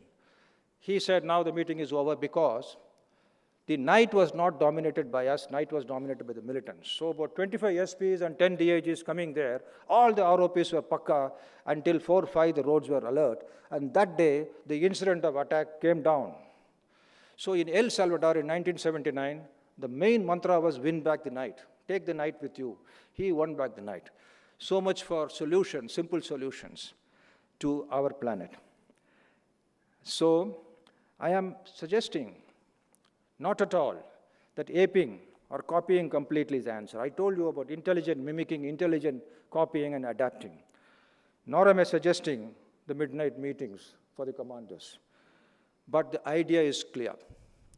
So I'm happy to conclude by saying that this is a great force. It has seen a lot of vicissitudes, a lot of situations. Your name evoked terror in some parts of the country. I would not mention which part of the country, but at least in 2-3 places it comes to my mind. What CRP did, legitimately exercising power very thoroughly in a professional manner, is remembered even today. Your contribution to the nation's security is enormous. It cannot be condensed in a speech, small speech like this. I have the greatest honor and regard for this force, and it was truly a privilege to have been associated with you. And if you have behaved as if I am still with the CRP, I seek your indulgence. Wish every one of you all the very best, and thank you for your patience.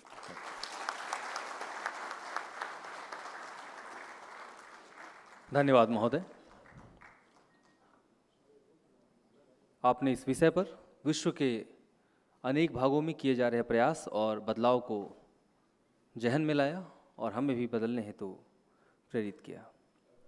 मुझे पूर्ण विश्वास है कि CRPF अगले वर्ष 2040 तक अपने आप को विश्व के समक्ष खड़ी हो रही अनेक चुनौतियों के अनुसार आधुनिकता और परंपराओं के बीच सामंजस्य स्थापित करते हुए अपने आप को स्थापित करेगा। अब मैं श्री कुलदीप सिंह, महानिदेशक केंद्रीय रिजर्व पुलिस बल से अनुरोध करता हूं कि हमारे आज के keynote speaker Shri K Vijay Kumar वरिष्ठ सुरक्षा सलाहकार को स्मृति चिन्ह भेंट करने की कृपा करें।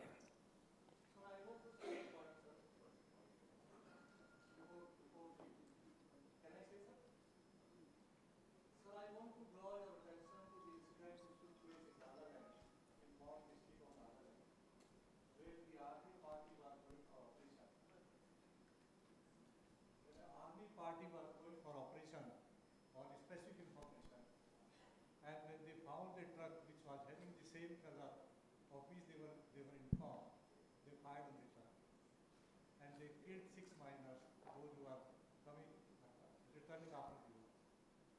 This incident created so much uproar in Nagaland that Nagaland Tribal Council called for a mourning for a week. It was criticized in the national and international press. And what was criticized more that why the army is being deployed for internal security. And on the 3rd day, on the 4th December, the public attacked the army camp. In that attack, 7 more civilians were killed. and one army Jawan was killed. Now this incident threw two challenges. One is, should we need the army for internal security? Do we have a plan that the army should not be there for internal security?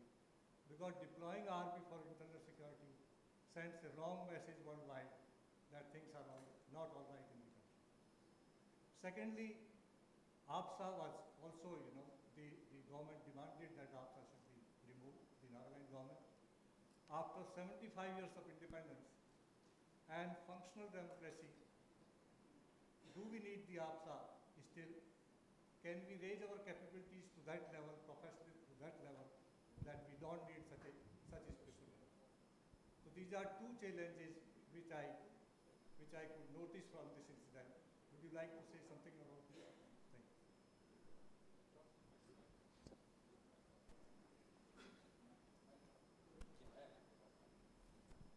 Your name is? Okay. Thank you. I will not get into too many very slippery or skate on thin ice, because some of the areas are of policy. You asked me about the act. What is the act? It's a power to stop, search, and if necessary destroy. In very simple term, that is the essence of that act. That act was permitted under a special ambience or circumstance. Whether such a situation remains, I am not the expert, so I will not comment on it. I will also not comment on whether the army should be used. My personal opinion is army, like many generals also feel, should be least used. That is why you are the intermediary force. You are called the third force. The state police cannot handle it, or they require to be augmented. They require a more special force which has got the center's umbrella, so a little detached from the locals, and you will do it little autonomously, dispassionately, and discriminately, legitimately. Therefore, this mix of army, same thing with J&K, we can say the same thing with J&K also. They are sensitive borders. Just across, this side is Burma, this side is China, this side is Pakistan and China. So there are other nuances. That is the reason why the army would like to say that we would like to be present and please take us along. When a hybrid force was formed, the Rashtriya Rifles, the very idea was to remove the entire army back to the border. But then we have not been able to completely hand over everything to the central forces. So that is my point on the thing. Now coming back to your first attack, it was regrettable. If it was under the color of office, under genuinely mistaken identity, then it should be something which should be looked into. Because you cannot work in an ambience, the dawn and dusk. I'm not talking about the physical dawn and dusk, I'm talking about the ambience, grey conditions. You will not be 100% perfect. Your own artificial intelligence or your own discerning ability or your own thing to see and understand who is coming from the foe is not there. That is why we have very often hit ourselves. Our boys getting killed in our own actions. Why does it happen? Not wantonly.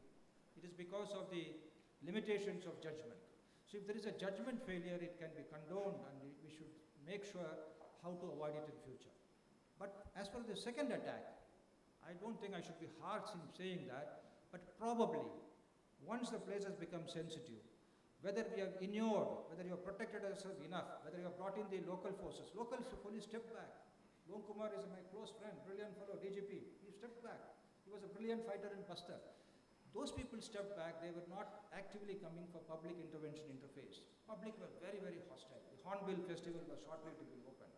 So in that move, the local police could not do. This is my limited understanding. Therefore, if you want my clear comment, I would say second event, second incident, retaliation, because we know the public mood, whether we could have done anything better. Why we could not do anything better, only the local experts will be able to say. That's all. Thank you. धन्यवाद महोदय। अब मैं श्री कुलदीप सिंह, महानिदेशक CRPF से अनुरोध करता हूं कि हमारे आज के keynote speaker Shri K Vijay Kumar, वरिष्ठ सुरक्षा सलाहकार को स्मृति चिन्ह भेंट करने की कृपा करें।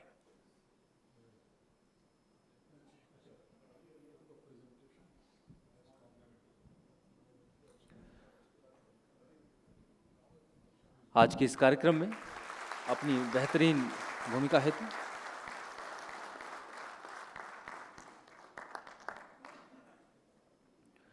धन्यवाद महोदय।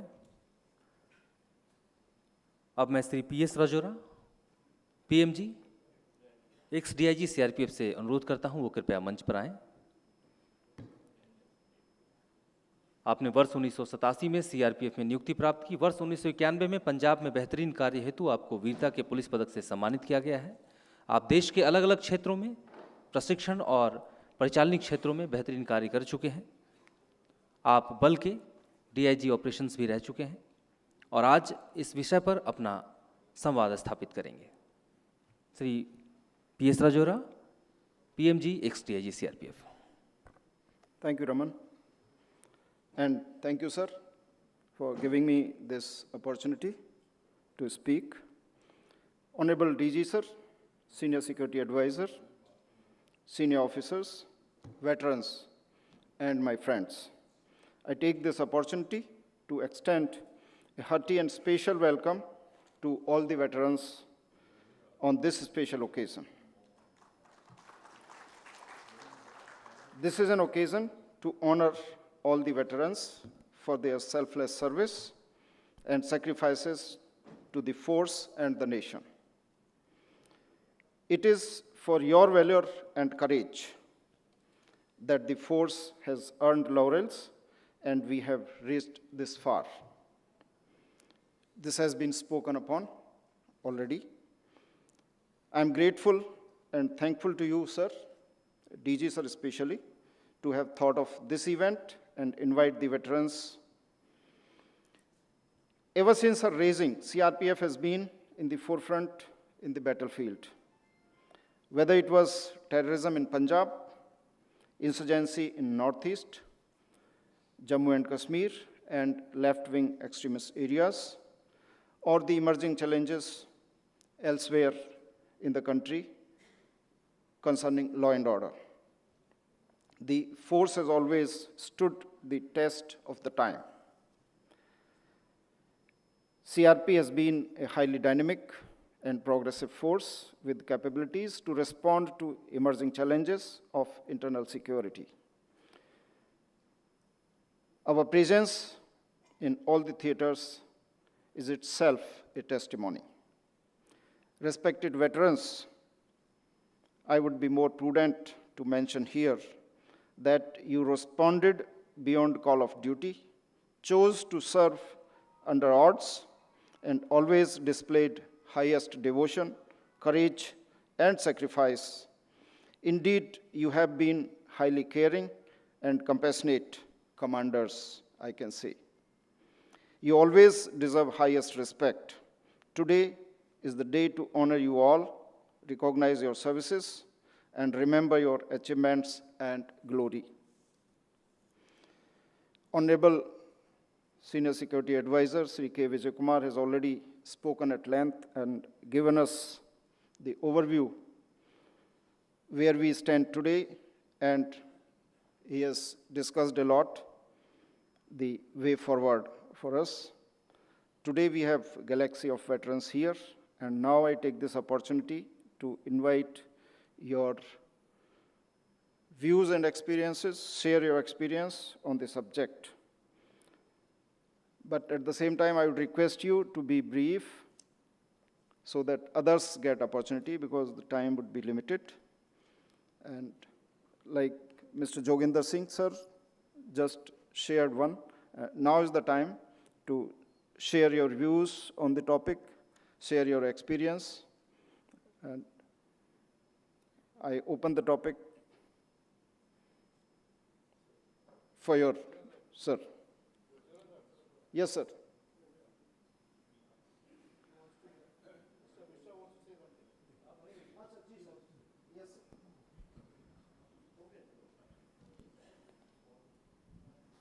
Please, sir.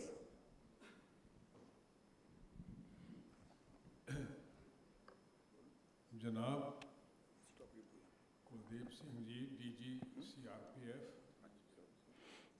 मेरे बहुत पुराने दोस्त और कलीग विजय कुमार जी और मेरे पुराने नए साथियों, बूढ़े आदमी को बोलने का बड़ा कम मौका मिलता है, इसलिए अगर कोई मौका मिल तो वो चूकना नहीं चाहते। तो मेरी भी वही हालत है। सबसे पहले तो मैं कुलदीप सिंह जी को बहुत बहुत शुक्रिया कहना चाहूँगा कि उन्होंने इस फंक्शन का आयोजन किया। वो करते रहे हर साल, जब तक हम लोग हैं तब तक हम लोग को मिलने का, जुलने का, एक दूसरे से पुरानी यादें ताज़ा करने का मौका मिलता रहेगा। तो मैं तहे दिल से उनका शुक्रिया अदा करता हूँ।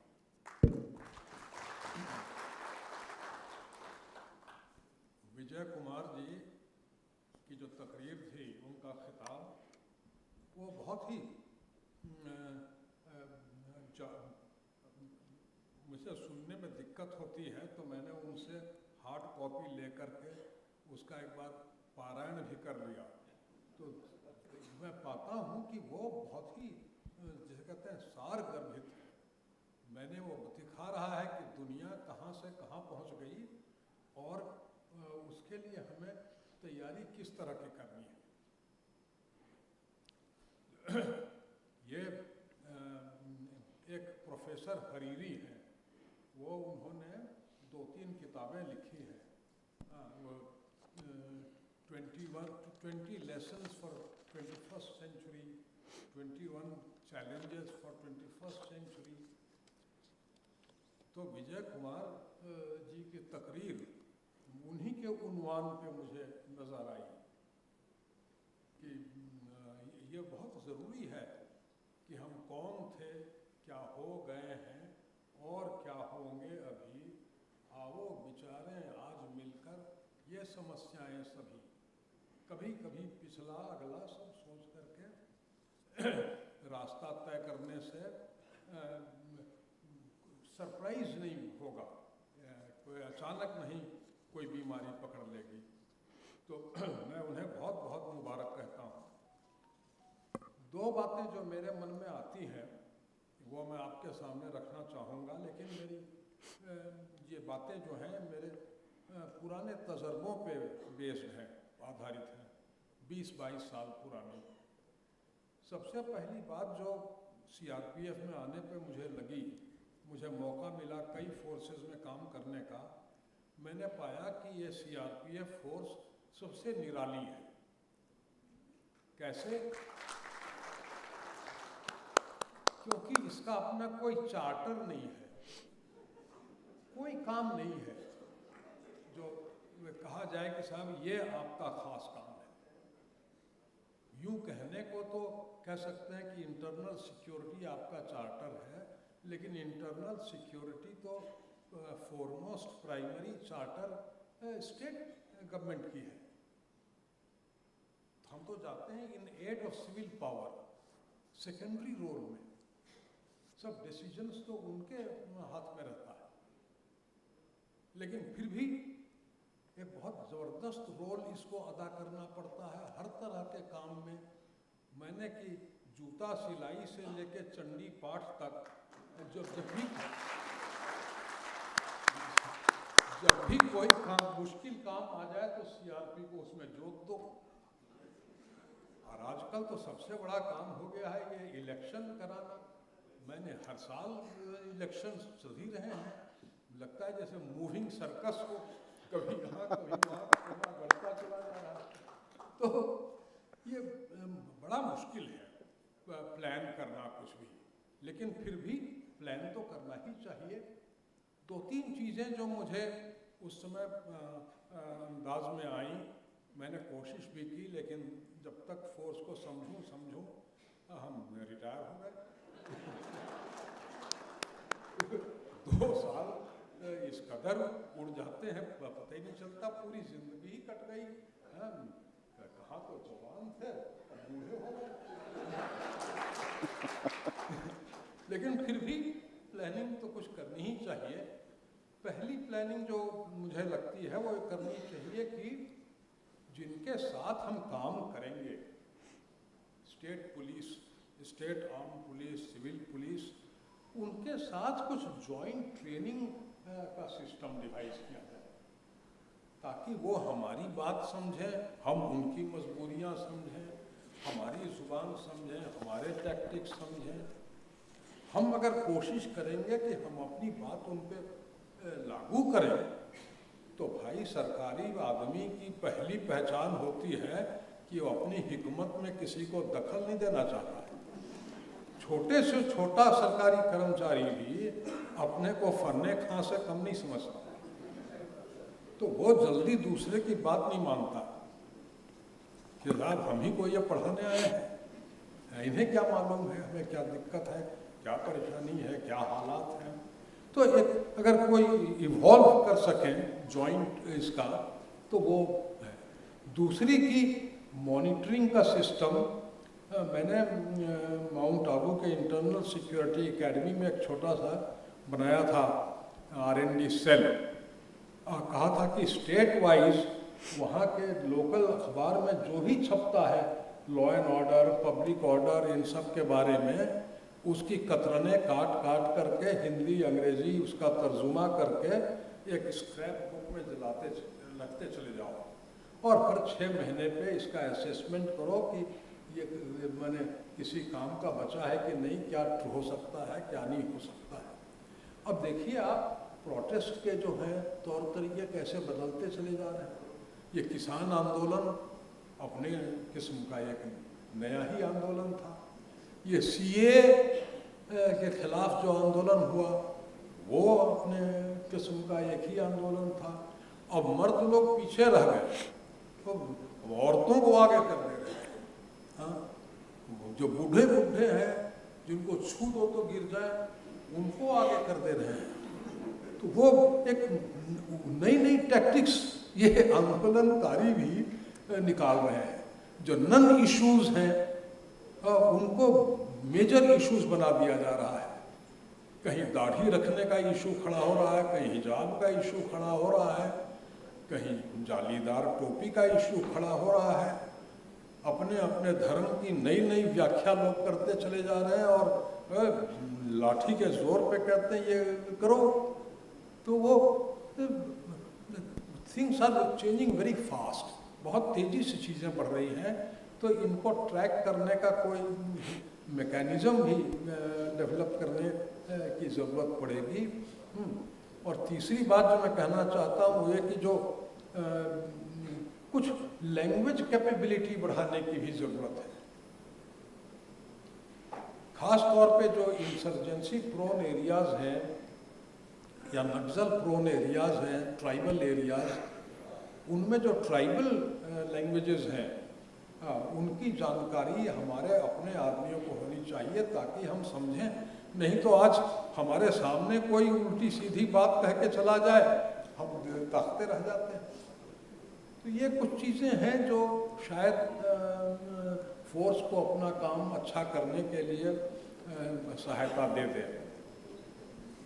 आखिर में दोबारा इन लोगों को धन्यवाद देते हुए मैं अपनी ओर से और होपफुली अपने सभी पुराने साथियों की ओर से खुदावंद ताला से दुआ करता हूँ, प्रार्थना करता हूँ कि ये फोर्स खूब फले फूले बढ़े, आगे अपने उम्मीदों में, अपने मकसद में कामयाब हो और मुल्क की आवाम की खिदमत करे। भारत माता की जय।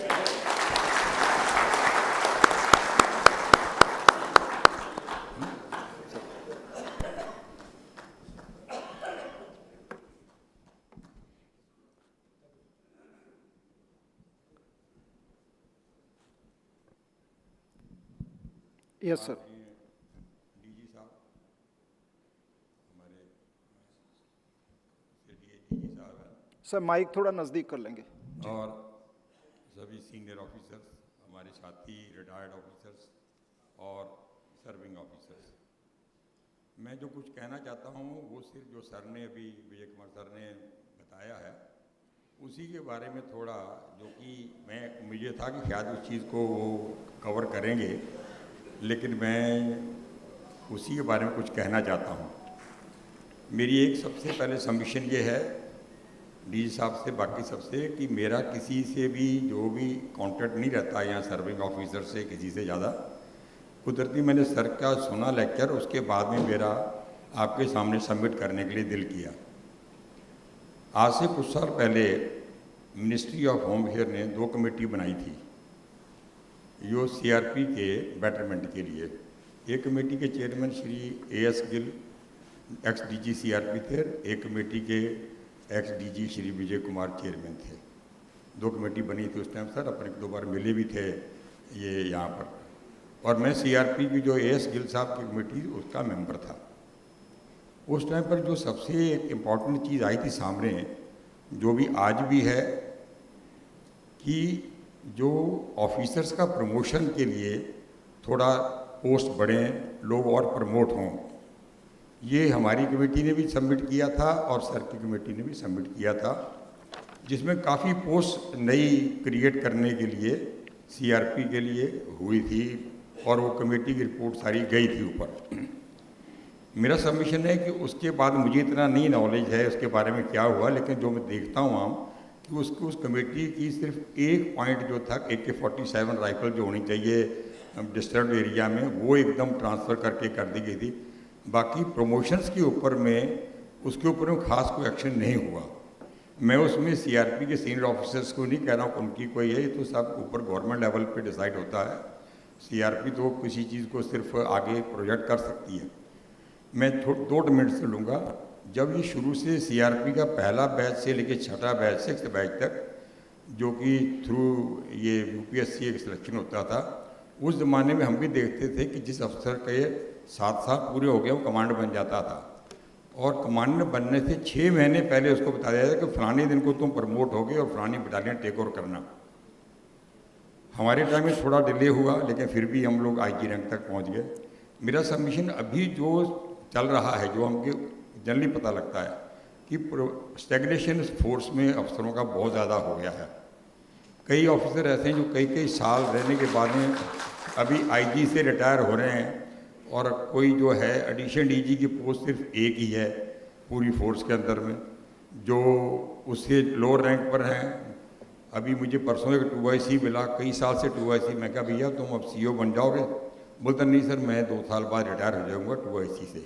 मेरा फिर सबमिशन है कि मेरा इससे कुछ नहीं कहना है कि हमारा कोई इसमें, ये तो हायर लेवल पे जो गवर्नमेंट लेवल पे पॉलिसीज होती हैं, उस टाइम वो कमेटी सारी की रिपोर्ट उस जमाने के होम मिनिस्टर के पास गई थी, लेकिन मेरे हाथ में कुछ भी उसके ऊपर में नहीं। जैसा भी अपने सर ने भी बोला है कि ये बातें होनी चाहिए आगे चल के, लेकिन मेरा सबसे ज़रूरी है प्रमोशन, जिससे कि लोगों को ये यकीन हो कि मैंने ऊपर जाना है, जिससे कि वो और इंटरेस्ट ले अपने काम में, और फोर्स और है। ये पॉइंट सबसे इम्पोर्टेंट है जो कि होना चाहिए सर।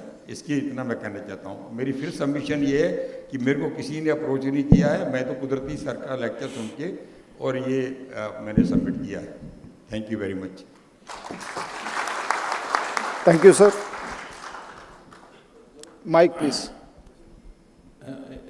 एक सेकंड में थोड़ा सा बता दूं। अभी थोड़े दिन पहले ही आपने जो बोला था कमेटी के बारे में, हमको भी आइडिया नहीं, मुझे देखना पड़ेगा, लेकिन थोड़े दिन पहले ही हम लोगों ने कैडर रिव्यू किया हुआ है, काफ़ी डिटेल्ड कैडर रिव्यू हुआ है सभी के साथ चर्चा करके, और वो हम लोगों ने MHA को भी भेजा हुआ है, और उस पर कार्यवाही MHA में चल रही है। आई थिंक उसमें कुछ रिजल्ट्स अच्छे आने चाहिए। काफ़ी पोस्ट बढ़ाई गई हैं, और बढ़ाई मैंने हम लोगों ने जो रिकमेंडेशन दिया है, काफ़ी लंबा चौड़ा उस पर एक्सरसाइज हुई है और चल रही है। लेट्स सी, मैंने प्रमोशन होना तो बहुत लाजमी चीज़ है, एक समयबद्ध प्रमोशन अगर हो सके तो बहुत अच्छी बात है। तो इस पर एक काम हुआ है, कोशिश की गई है। कमेटी की रिपोर्ट का मुझे नहीं पता है, जो आप बोल रहे हैं गिल साहब की कमेटी थी, सर की कमेटी थी, उसको भी हम लोग देख लेंगे। आई थिंक पर्स में ब्रांच में होगी, I will look into that. Thank you sir. Good morning sir, I am HR Singh, ex-ADG CRPF। मुझे बड़ी खुशी है कि इस प्रकार का संस्थागत कार्यक्रम वेटरन्स डे पिछले वर्ष से आयोजित किया जा रहा है, और प्रति वर्ष हम देख रहे हैं कि इसमें बहुत ही इसको पर्सनल टच दी जा रही है, और जो सम्मान और जो अरेंजमेंट किया जाता है वो बहुत सराहनीय है। हर साल कुछ ना कुछ नई चीज़ इसमें जुड़ती जा रही है। जैसे अब की बार ये DG साहब ने कैप सबको पर्सनल डाल दिया, पिछली बार इंसिग्निया था, अब की बार थोड़ा दूसरा इंसिग्निया दे दिया। तो ये बहुत अच्छी बात है, बड़ी अच्छी शुरुआत है कि इस प्रकार के कार्यक्रम जिसमें रिटायर्ड लोगों को, बुजुर्ग लोगों को, जैसे त्रिपाठी साहब ने कहा है कि बूढ़े लोगों को बोलने का मौका कब मिलता है, बड़े ह्यूमरस वे में उन्होंने अपनी बात रखी और सारी बातें उन्होंने कह दी जो हमारे दिल की बात थी, जो हम कहना चाहते थे। ये एक मौका है जब जिन डीजी के साथ हमने सर्व किया है, श्री विक्रम श्रीवास्तव जैसे मेहनती आदमी जो रात दिन लगे रहते थे और पूरा इंफ्रास्ट्रक्चर में उन्होंने कितना बढ़ोतरी किया, श्री के विजय कुमार जो बहुत लोगों के रोल मॉडल हैं। आज भी अगर कोई फेसबुक पे पोस्ट आती है तो मेरे ख्याल से लाखों में उसके लाइक हो जाते हैं। और श्री कुलदीप सिंह, अभी मुझे जम्मू जाने का मौका मिला, सीआरपी एनिवर्सरी परेड में, वहाँ मैंने मुलाकात की 2 मिनट और बड़ा अच्छा देखा, बड़ा अच्छा लगा कि कितने ऊंचे स्तर पे हमारे बल के कार्यक्रम होते हैं, पैसे की कोई उसमें सीमा नहीं होती, डेकोरेशन बहुत अच्छी होती है। जब हमने फोर्स ज्वाइन की थी तो हम लोगों को कहीं धर्मशाला या कोई स्कूल मिलता था एकोमोडेशन के लिए, लेकिन अभी मैंने देखा उसको इंस्टीट्यूशनलाइज तरीके से जो थाने बनते हैं तो उनके अंदर सिक्योरिटी फोर्सेज की एकोमोडेशन बन रही है। तो इस प्रकार के जो चेंजेज है, मैं 2 पॉइंट उसमें कहना चाहूँगा। पहला मोटिवेशन, जो गुरचरण सिंह साहब ने कहा है कि जो मेरे ट्रेनिज थे, I was director academy for 2 years, 4 साल में पहले AC to DC प्रमोट हो जाते थे। अभी कई अफसर में देख रहा हूँ कि 10 साल 11 साल लग रहे हैं, दोबारा वही सिचुएशन है। तो एक ऐसा पहलू है, प्रमोशन से मोटिवेशन रहता है। कोई ऐसी व्यवस्था की जाए, मिनिस्ट्री से लगातार इंटरेक्शन करके जो ये बर्निंग इशूज है फोर्स के, जिसमें टाइमली प्रमोशन बहुत ज़रूरी है। और दूसरा, इंफ्रास्ट्रक्चर फैसिलिटी, जब भी हम स्टेट में जाते हैं, जैसे त्रिपाठी साहब ने कहा कि म्यूचुअल इंटरेक्शन या ट्रेनिंग टुगेदर होनी चाहिए स्टेट पुलिस के साथ और CRPF के साथ। एक ऐसा लगातार ये संपर्क होना चाहिए, चाहे ट्रेनिंग के रूप में, चाहे डेपुटेशन के रूप में।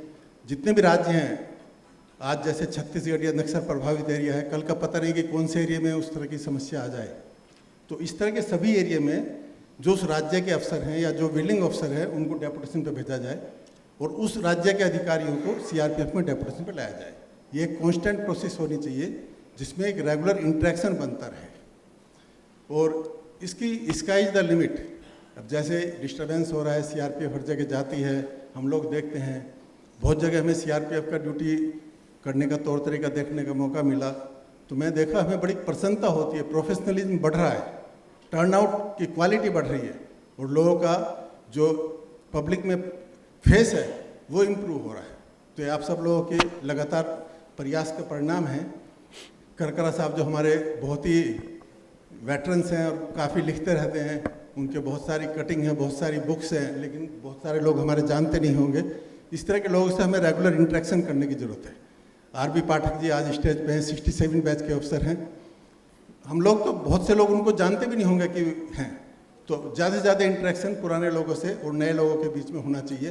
वेटरन डे तो ठीक है, पर इसके अलावा कोई ऐसा माध्यम बनाया जाए जो हर लेवल पे, ग्रुप सेंटर लेवल पे, यूनिट लेवल पे, कभी किसी सीनियर अफसर को बुला लिया, रिटायर्ड अफसर को बुला लिया, कोई भी अलग अलग टॉपिक के ऊपर चर्चा हो, जो नए विचार आए और पुराने और नए लोगों के विचारों में सामंजस्य पैदा हो।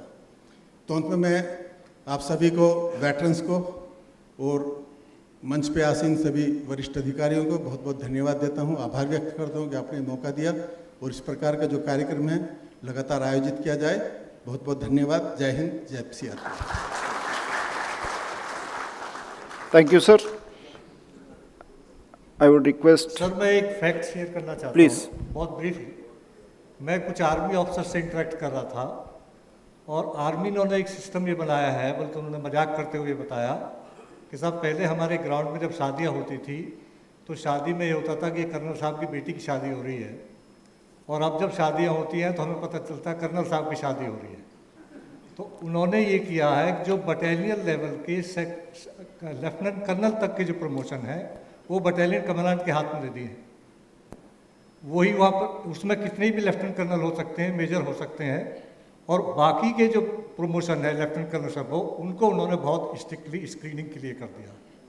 तो जो बॉटल नेक है नीचे वाला, जो जूनियर अफसर वाला है, उसको उन्होंने एड्रेस किया। आई थिंक आर्मी से डिटेल लिए जा सकते हैं, स्टडी की जा सकती है। Thank you sir.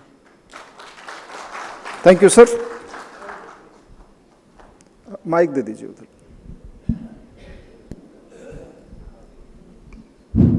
Sir, I am VD Tokas, ex-IG CRPF. I have got a few points to say. And these are very important points which our force has been lacking. Question ये है sir कि force में जब नए disease आते हैं तो नई नई चीज़ें चेंज हो जाती हैं. हमारे सीआरपी के पहले से पुरानी चीज़ों को देखा जाए तो सब लेट डाउन है, लेकिन फोर्स को बार बार चेंज किया जाता है. मैं आपको एक उदाहरण की तरफ देता हूँ. हमारी फोर्स जो है CRP is based on the infantry battalion of CRPF. Formation हमारी जो आर्मी के बेस पर है, section level, platoon level, company level, battalion level. But हमारे को फिर दूसरी चीज में लिया जाता है. Now second, now we had a लेसनैक सिस्टम, नैक system. Those systems have been abolished. Now a constable, after getting 7-8 years service, he does the JCC. Now he doesn't. Straightway he is promoted from constable to Havaldar. He doesn't get the experience of a LSNAC and the NAC. Earlier he was getting command after 7 years, 8 years. He became a LSNAC. He was able to get it from the constable, from fatigue under duty.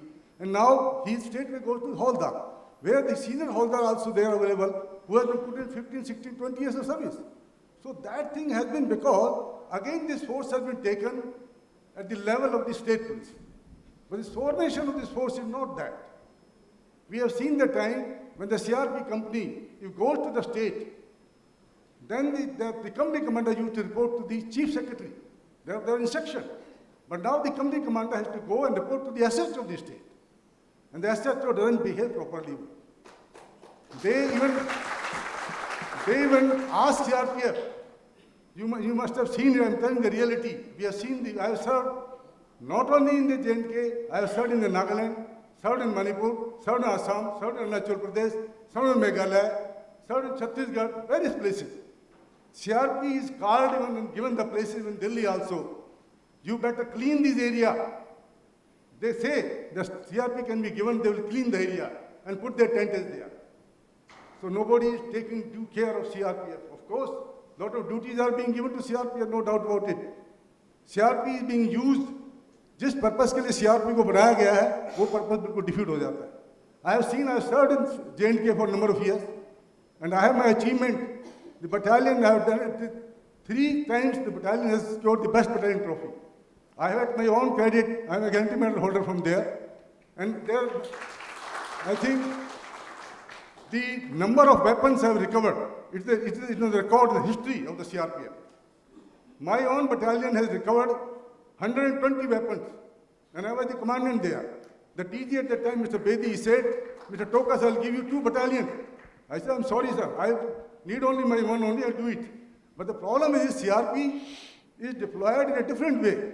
You perform the guard duty, you guard the bridges, you guard the prisoners, you guard the assemblies, you guard whatever, you take the prisoner to the court. So where CRP left? We used to take few men from each company and then used to conduct the operation. So CRP is being utilized because the state police take rest and the CRP is being utilized for that purpose. Until the state police is deployed properly, because the CRP is being misused. The central forces, because they start depending much on the state central police force. So this is required to be, the policy to be looked into. Secondly, second part of it, that the accommodation part of CRPF is also, I have myself served as AD works in Directorate CRPF. I have seen it. The CRP need accommodation for the family accommodation. The percentage is quite low and still. Now CRP used to have 6 company battalion. Now one more company has been added to that. It is made 7 company. The burden has been put on the commandant for supervision effective exercise. And similarly, if you see in the group center, there used to be 4 battalion attached to the group center. One more battalion be attached. Because what we say, I have seen, that's how we are saving the money. But no, we are not saving the money. This is just to save, just to show to MHA. I have seen the MHA functioning also very, very closely. There also is simply an ordinary desk officer. He deals with the CRPF. And the orders are passed to the ops branch. You send 1 company, you send 2 company. And from our office also, the things are, okay, we are sending. So this is what is required to be looked into, what CRP is. It is not being given due care of it. CRP is a wonderful force, but the due care is required to be given in various fields. Thank you very much. So nice. Thank you, sir. I have a point, sir. Shailendra Kumar, CRPF के पास में बहुत सारा अनुभव है. हमारे जितने भी veterans हैं, most of them they are expert in their fields. CRPF को अभी आने वाले चैलेंजेस भी बहुत हैं, जैसा सर ने बताया, और उससे हमें उस चैलेंज को मीट भी करना है. इस दोनों के बीच में सामंजस्य बैठाने के लिए जब भी कोई पॉलिसी बने, चाहे वो वेलफेयर रिलेटेड हो, ऑप्स रिलेटेड हो, एडमिनिस्ट्रेशन रिलेटेड हो, तो एटलीस्ट हमारे जो पर्टिकुलर वेटरन्स है उस फील्ड में उनको जरूर उसमें रखा जाए as a consultant, so that वो यूज़र फ्रेंडली पॉलिसी बने और उसका इस्तेमाल हो सके. Thank you. Thank you, sir.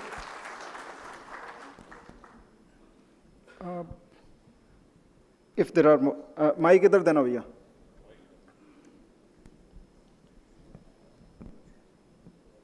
Shri K. Jordar.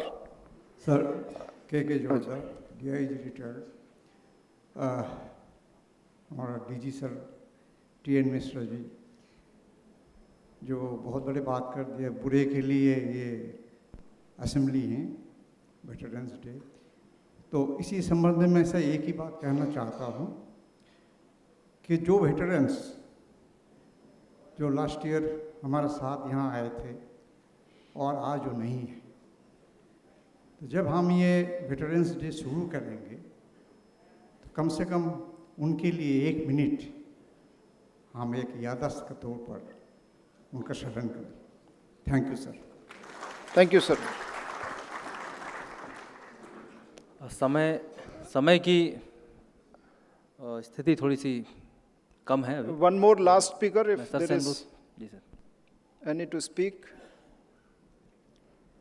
Shri L.R. Sidra, Sir, I am IG retired. AIG. I have to make 2 submissions. Number 1 is that the constabulary of the force forms the backbone of our performance. While we discuss various challenges in the times to come, we have to work out on certain issues, and the ways and means have to be found out that they live a separated life from their families for a long tenures. How to bridge that gap? The leave is considered to be the first way out, but we have to have some state-based, district-based kind of systems where the family problems could be attended to a limited extent. I don't say all the family problems can be attended. So this is my first suggestion.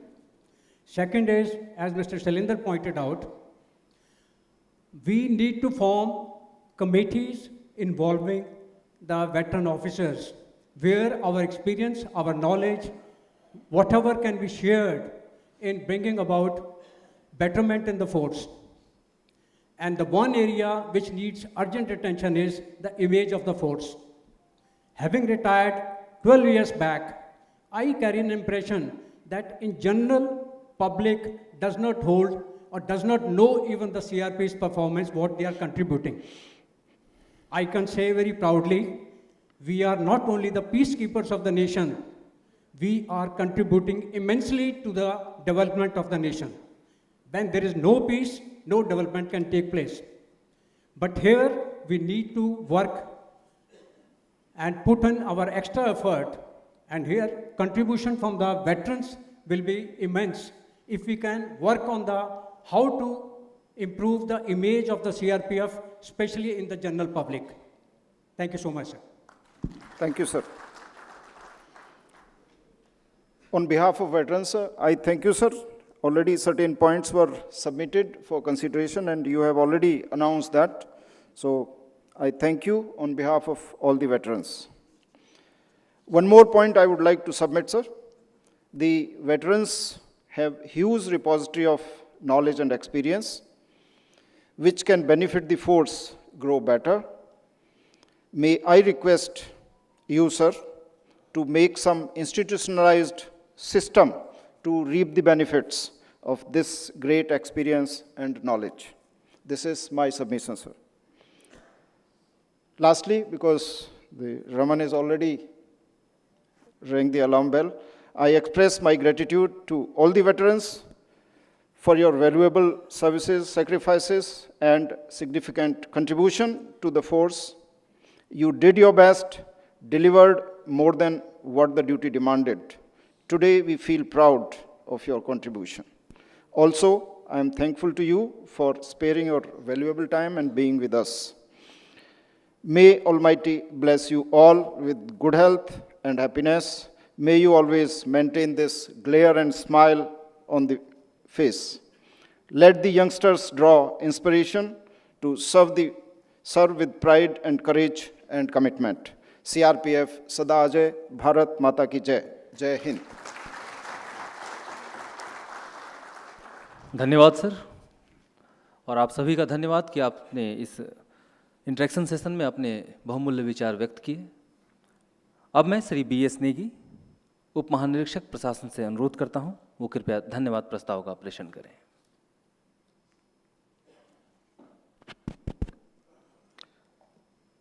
परम आदरणीय श्री विजय कुमार, वरिष्ठ सुरक्षा सलाहकार, माननीय श्री कुलदीप सिंह, महानिदेशक केरीपू बल, विशेष महानिदेशकगण, अपर महानिदेशकगण, उपस्थित सम्मानित वेटरन्स, समस्त अधिकारीगण, वीर जवानों व मीडिया बंधुओं, सर्वप्रथम मैं श्री के विजय कुमार, वरिष्ठ सुरक्षा सलाहकार का आभार व्यक्त करता हूं कि उन्होंने अपने अति व्यस्तम दिनचर्या को से बहुमूल्य समय निकालकर वेटरन्स डे के अवसर पर अपनी गरिमामयी उपस्थिति दर्ज की और इस कार्यक्रम की शोभा बढ़ाई।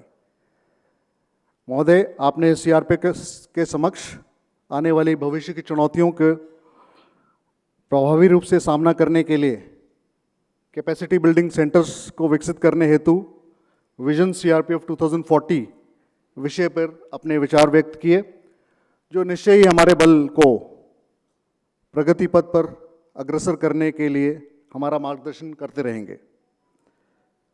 मैं माननीय महानिदेशक महोदय का भी आभार व्यक्त करता हूं कि उन्होंने इस बल के वेटरन्स को सम्मानित करने का निर्णय लिया और इस भव्य आयोजन का समारोह का आयोजन करवाया। यह आयोजन CRPF के भविष्य के लिए कल्याणकारी व लाभप्रद रहेगा, ऐसी हमारी आशा है। हमारे लिए एक बहुत गर्व का विषय है कि जिन सीनियर अधिकारियों को हमने अपना आइडियल माना और हमने अपने इस CRPF जैसे महान बल में अपनी कैरियर की शुरुआत करी, आज वो हमारे बीच उपस्थित हैं। आज इन वेटरन्स की मेहनत और दूरदर्शिता का ही परिणाम है कि हमारा बल 1939 को क्राउन रिप्रेजेंटेटिव पुलिस फोर्स से लगभग 1 बटालियन से शुरुआत कर आज हम 247 बटालियन तक पहुंच चुके हैं और संपूर्ण देश की आंतरिक सुरक्षा की जिम्मेवारी बखूबी निभा रहे हैं। हमारे वेटरन्स ने एक लंबा कालखंड इस महान फोर्स को समर्पित किया है। मैं विशेष रूप से आप सभी वेटरन्स का आभार व्यक्त करता हूं कि आपने अपनी गरिमामयी उपस्थिति से समारोह को ऊर्जा दी। मुझे आशा ही नहीं परंतु पूरा विश्वास है कि भविष्य में भी आपका सहयोग एक वट वृक्ष की भांति इस बल को मिलता रहेगा। यह बल आपके और आपके परिवारजनों के प्रति सदा कृतज्ञ रहेगा।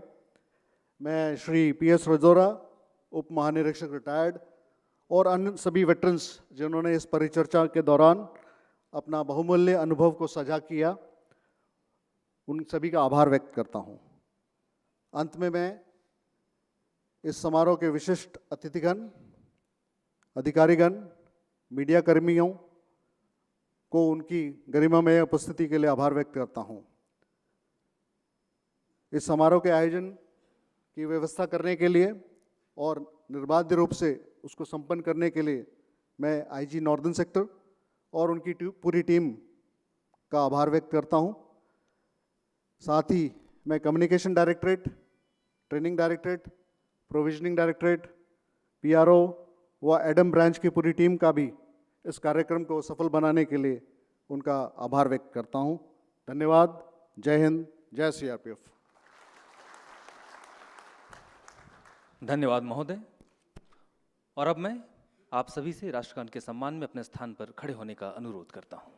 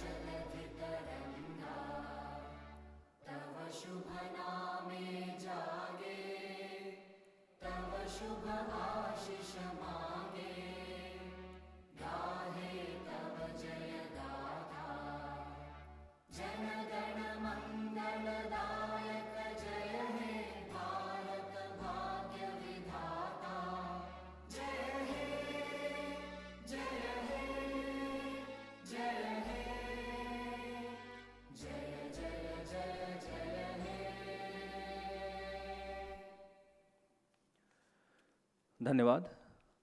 इसी के साथ मैं आप उपस्थित सभी अतिथियों से, सभी सेवानिवृत्त अधिकारियों से, मंचासीन गणमान्य अतिथियों से समूह फोटोग्राफी हेतु निर्धारित स्थान की ओर प्रस्थान करने का अनुरोध करता हूं। समूह फोटोग्राफी के उपरांत आप सभी दोपहर के भोजन में आमंत्रित हैं। इसी के साथ आज का यह वेटरन्स डे कार्यक्रम समाप्त होता है। मैं राकेश रमन, सहायक कमांडेंट, आप सभी का इस कार्यक्रम में उपस्थिति हेतु और इस कार्यक्रम को सजीव चित्रण प्रणाली के माध्यम से देख रहे देश के अलग अलग भागों में सभी दर्शकों का धन्यवाद करता हूं। जय हिंद, जय भारत, जय सीआरपीएफ।